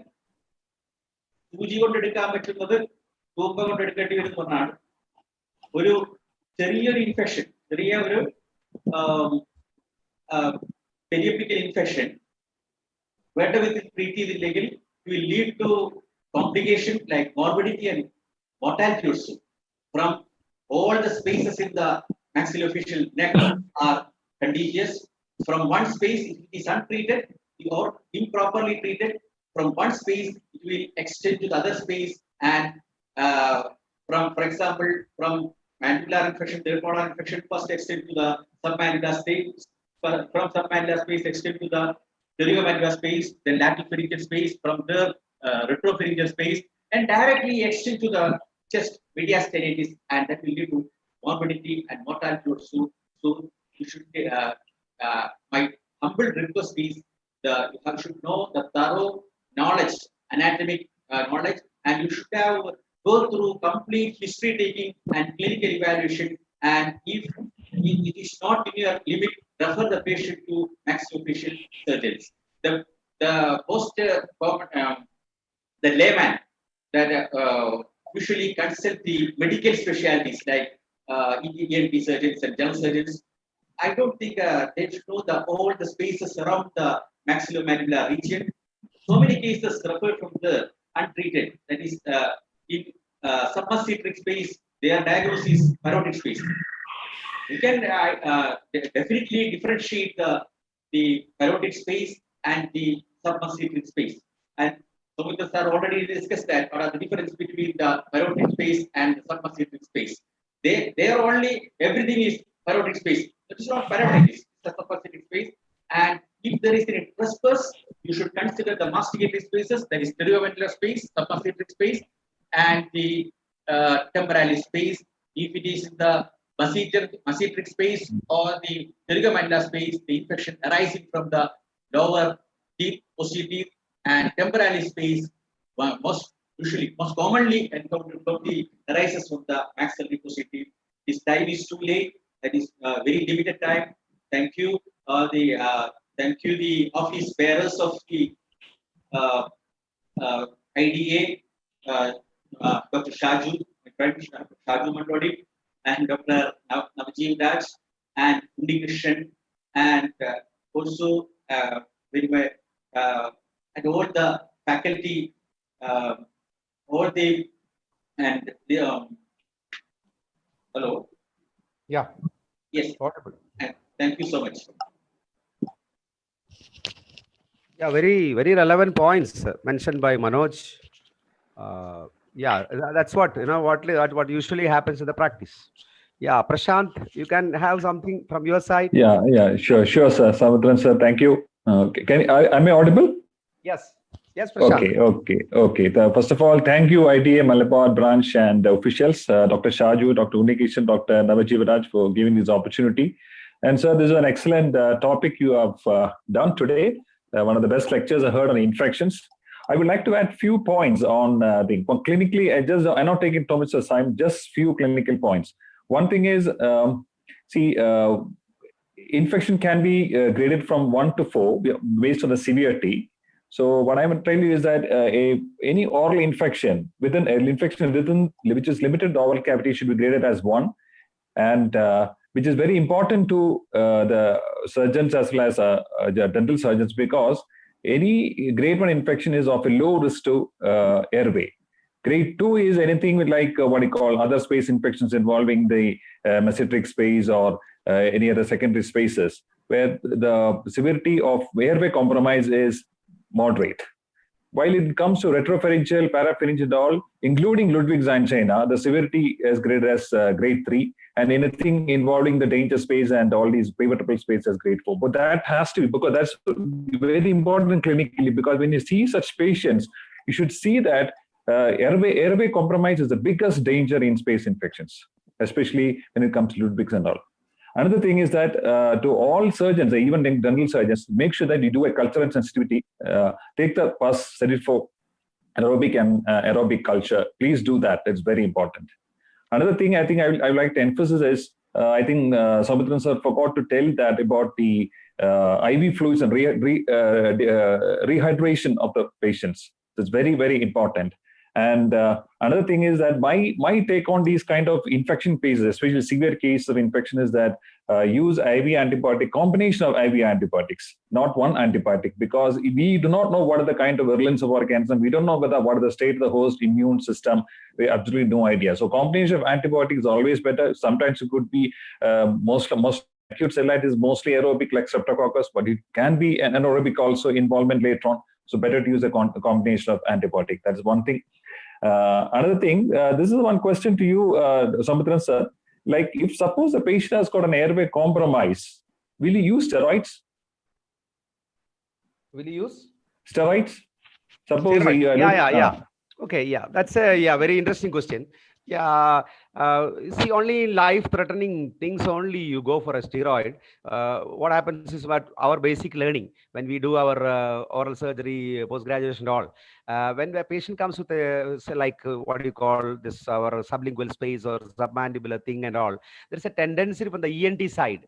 Okay, usually from the ENT side we see, and the general side they give a steroid. Even practitioners give steroid.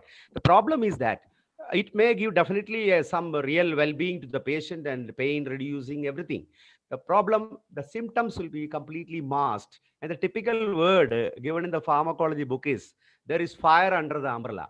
So you will never be knowing anything. It will be fulminating like anything. You think the patient is getting fine and better. You may get into a illusion that it is reducing infection, but actually it is spreading. This is one danger of using steroids. Okay, sir. Another thing is that you have mentioned about the choice of anesthesia, especially in case of Ludwig's, parapharyngeal, retropharyngeal. You said that you prefer not to use general anesthesia, prefer to go for LA. Do you use any sedation techniques along with local anesthesia? Yeah, we have actually sedators have been used in an office setup where the anesthetist is also present, because we always have that, even with that little bit of respiratory obstruction, even with your diazepam or ketamine, anything. So with caution, in their presence only, we have used much sedations, because this is very tricky. Suddenly you develop that kind of thing, and only in the presence of a very senior man will be better, or you should be very confident. You can do a tracheotomy or a tracheostomy and put a tube from your side. It'll be well and good, but I prefer not trying to put in the tube. Maybe a very experienced man with the devices and things like that may be able to manage, and most of them prefer this going down and putting a tracheotomy at a low level airway ensuring, rather than trying through the oral cavity. And the pus getting discharged into the airway and into the lungs is really disastrous if you get. That aspiration can lead to aspiration pneumonitis. Yeah. What about the fiber optic intubation assisted? Yeah, it can be done, sir. It can be done. If you have that provision with you, it can be done. Anyway, it's a infection cases involved the airway. If the expert has, okay. Yes. Junior anesthetist is very difficult to manage. Yeah. Another point which. Okay, sir.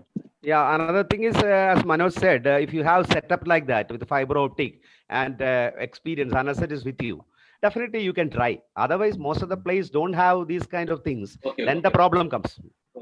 One more point I'd like to talk about is one thing is we always underestimate the possibility of bacteremia and septicemia in infection cases, which I've personally seen 3 patients going into septic shock in front of me. 3 patients going to. So the use of IV parenteral antibiotic even before touching the knife, it's so important. Before you attempt any kind of surgical procedure is so important to start with.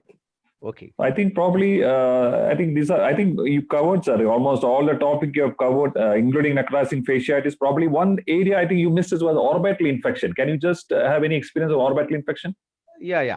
As such, our orbital thing, we never had a very severe eye losing kind of orbital infection. We had a orbital cellulitis and things like that, which was most of them handled by maybe we are just doing some trauma cases and all, and we have less cases with eye loss and very severe eye infections. I haven't come across cellulitis, which we manage with other things only, not other kind of things or exploration or your retrobulbar hemorrhage and such things. I have not seen much.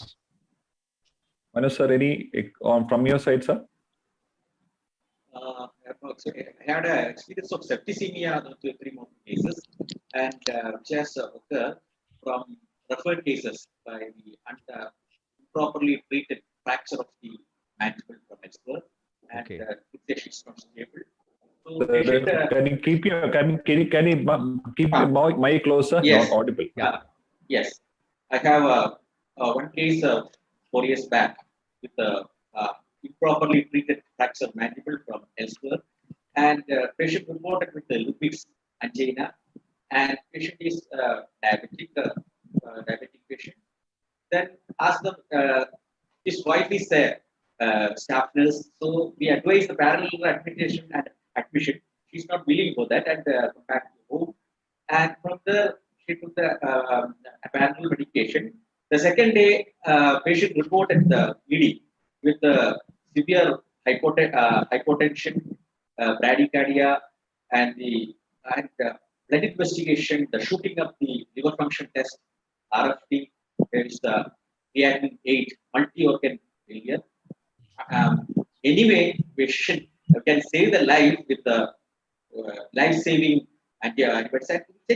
Confirm the septicemia by marker. I remember that marker and confirm that it's a septic shock. Anyway, save the life, and after the infection, we have to do the fixation. So that Another just two more points, sir. Just two more points. Another thing, what I just want to emphasize is the importance of investigation, especially serum electrolytes and LFT, RFT, and all, because these patients are highly can cause a lot of electrolyte disturbance, especially with regard to potassium. Definitely. Yeah, that has to be taken care of. One thing, and another thing, sir, with regard to the parapharyngeal and retroperitoneal space infection, we can use what you call the USD. The fast USD thing can be utilized better than using CT, because MRI will take a longer time, and it is risky to put a patient into that chamber for 30 minutes, 40 minutes, and all. So fast USD is a good thing. These are the additional 2 points which I would like to say. Okay. So from my side is fine, sir. I think anything. Thank you, sir. Soumithran sir, there is a question which has been asked by one of our participants. Is there any concern regarding the use of enzyme preparations in case of Ludwig's? Yeah, that is what I want actually. Exactly. Yeah, that is what Prasanth was telling me just now. Use of this Serratio and those kind of things are given in mainly inflammatory edemas, but there is only inflammation, no infection. So in that cases, like a bruise, trauma, like that thing, a patient had those areas only where you use a Serratio peptidases. When an infection, when you use a Serratio peptidase, it is fundamentally not advised to do that, because I mentioned how it spreads, like especially space infection, it cuts through the loose areolar tissue. The Serratio things you are doing is actually cutting, allowing all those kinds of enzymes which breaks down, like hyaluronidase. So it actually facilitates the spread of infection. You are trying to reduce the edema, but in infection, it is better not to use that. In inflammatory edema, you use it. That is a good point, sir. Very good point. Yes. Yeah. Should not give any chimeral photo. Should not give any infection cases. Yeah. Spread. Crossing the barriers. Yeah. Correct. Anything else? There will be definitely a lot of questions, but we have crossed a lot of time. Any more? Any of the participants, if you have any questions, you can put in the chat box, or you can unmute yourself and ask questions.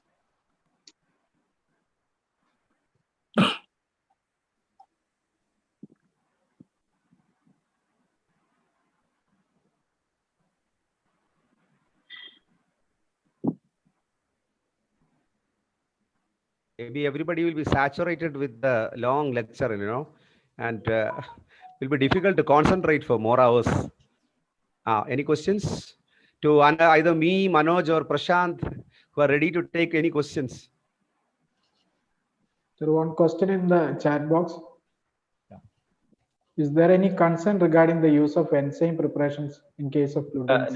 That's already cleared. That question has been cleared. I think one more question has come up, sir. Is it universally observed that dentists prescribe antibiotic for only 3 days? And what is the rationale in giving antibiotics for 3 days?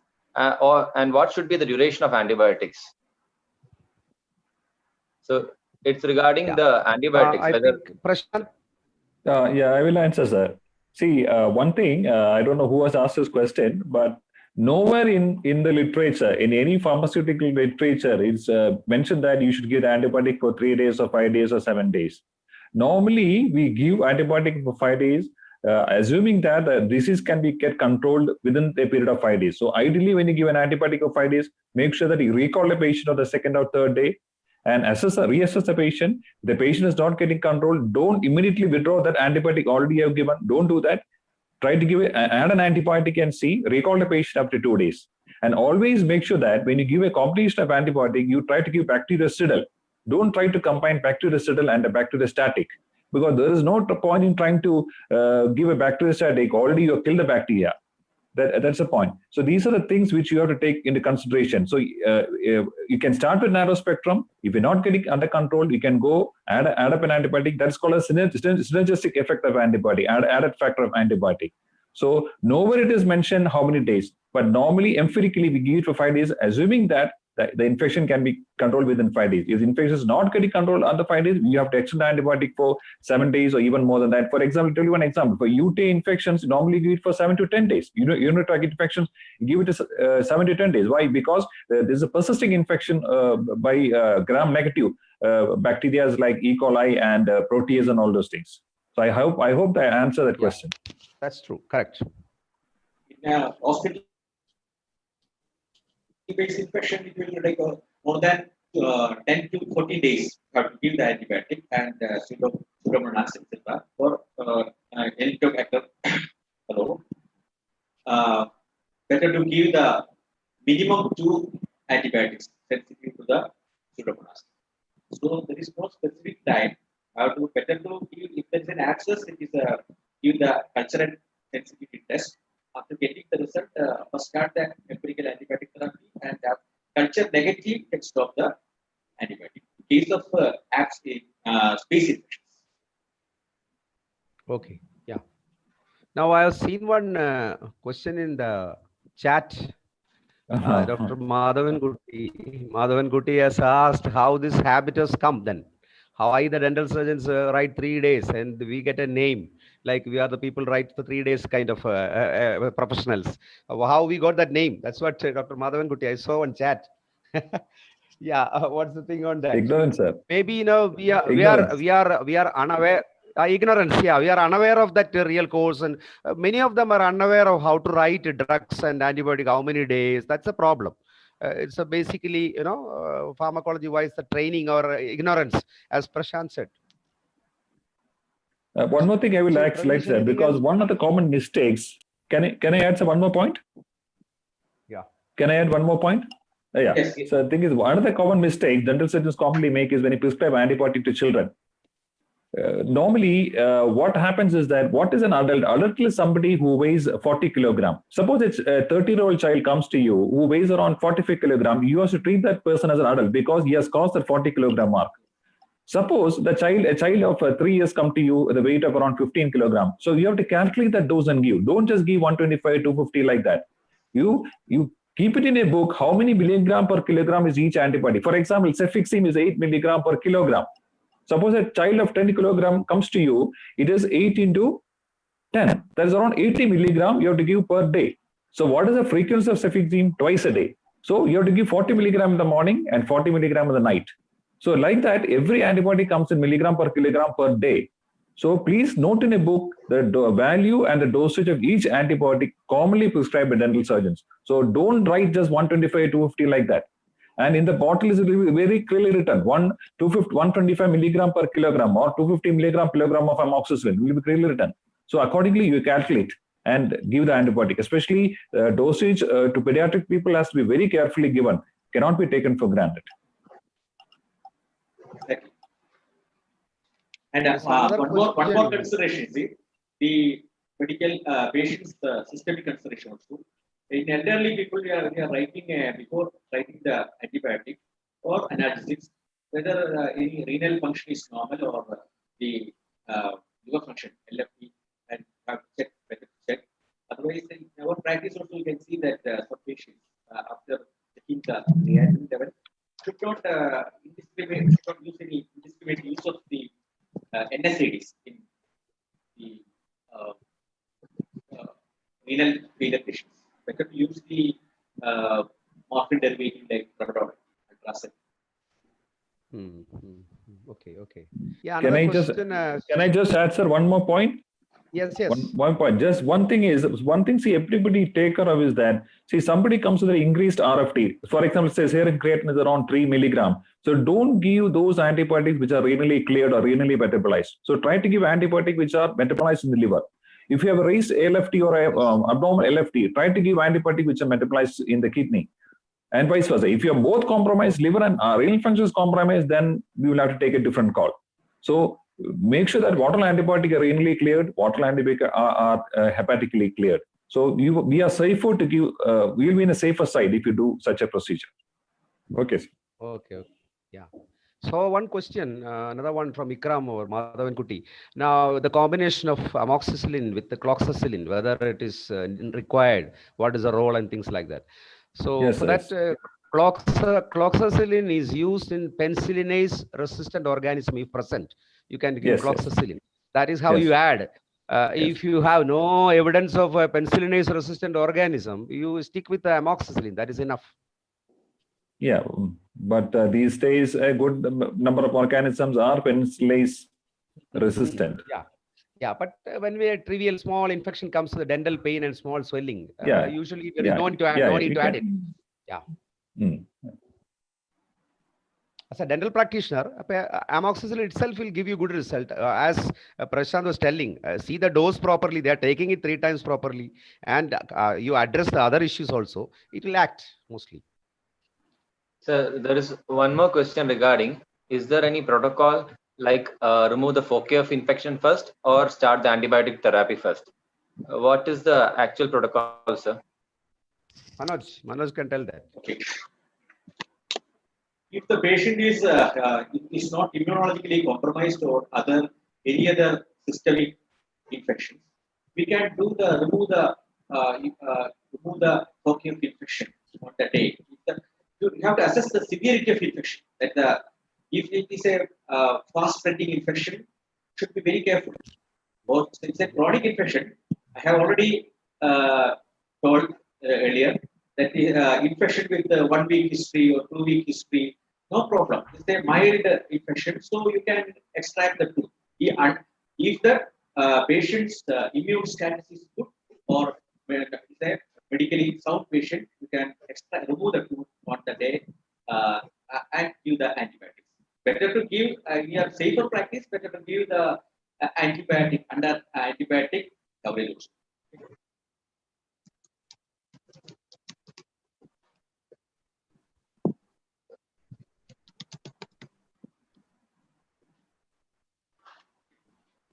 So, sir, there is no criteria as such that we have to start antibiotics, give it for 3 days, extract on the third day. Because I have seen many of the practitioners, they follow it for every case. So as you had said, it is more of surgeon's decision, whether to start antibiotic first or whether to go for extraction first. Isn't it, sir? Dr. Pravesh? Yes, sir. The question?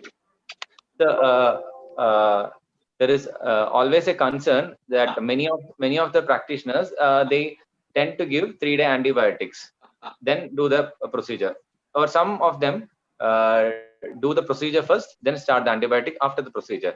So mostly I've seen it is a habit for people rather than, as you have said, you judge according to the cases and decide. Most of them are practicing like that for many years, so it's more like an habit. So it should be actually like how you have said, you should find the case specific, you should go with the protocol, isn't it, sir? Okay. Better to get in the case of if there is a patient with toothache or for removal, ideally it is not required for writing antibiotics and considering the patient's systemic conditions, whether the patient is diabetic or renal problem or immunologically compromised. So, and assess the infection rate of infection. That means the patient with the severe infection, that means with a single day a large swelling, that is alarming. It's very risk. So normal extraction, there is no antibiotic prophylaxis is not required. Yeah. Ravish, can I add a point to that? Can I add a point to that? Yes. Just one word, one sentence. Manoj sir, if there is no contraindication indication as itself, better to remove the foci of infection. Yes. Why not? Yes. That is the best thing. If there is a contraindication, okay. Yes. If there is no contraindication, remove the foci infection. Remove the foci infection. That is correct. Yeah. Okay. Yeah, one more point to add on that. This is something which we debate all the time. As Pravesh said this. Another thing is when you are removing a tooth, for example. Another thing is the effectiveness of the anesthesia, local anesthesia. Yeah. That's one point which may come. example, yeah, your anesthesia may not act well. When we see that, you get a pulpitis man, severe pulpitis, they are coming first day, you're giving antibiotic, trying to extract, your inferior alveolar nerve block doesn't work. Yeah, this happens. This is one thing sometimes you encounter. Okay, so of course you can give at a distant site a nerve block and remove and all the thing. Another thing in the literature, we are not have evidence-based thing. The literature is when you remove a, for example, a little difficult extraction, an open method extraction, or a little poor oral hygiene man with a pain comes, when you remove a surgical removal, and when there is a presence of infection, there is a possibility of introducing infection into the bone and getting osteomyelitis. This is being, so this is like, it is between, you have to assess, as he said. These things can happen sometimes. Pain, you may not get properly controlled. An emergency endodontic and opening up a pulse chamber can be a much safer thing. Open up the pulse. Pain is one problem of the patient. Patient want to remove on that day itself because there is pain. So you have to take all this into account and decide case by case. But generally, the focus is removed as early as possible.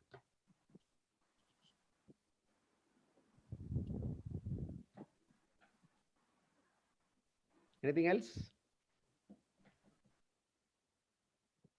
I think so. Most of the topics have been well discussed, and no more questions have come. I think Dr. Unni. If there are no more questions, shall we wind up? Yeah, definitely we should have had a meeting like this in non-COVID time. So we should have a great lunch and cocktail Yes, party sir. also. Yeah, we are missing that. Definitely, they're missing the interactions. Yeah, that's my suggestion to our President Shaju and Navaji to have them somehow compensate for this later. Definitely, sir. We'll do it. We'll do it, sir. So then, Shaju, note that point. Okay, sir. Definitely. okay, sir. In that case, let's wind up today. We had a very exhaustive discussion. 3 eminent faculties from 3 dental colleges in KOZHIKODE. It was very informative, and we cleared a whole lot of doubts also. So finally, from the side of IDEA Malabar branch, I would like to express gratitude to all the all the members who have found out time and come to attended our webinar. And I express a wholehearted gratitude to the 3 stalwarts of OMFS of our time, Dr. Soumithran sir, Prasanth Paniker sir, and Dr. Manoj Kumar sir. Thank you a lot. Thanks a lot. Thank you.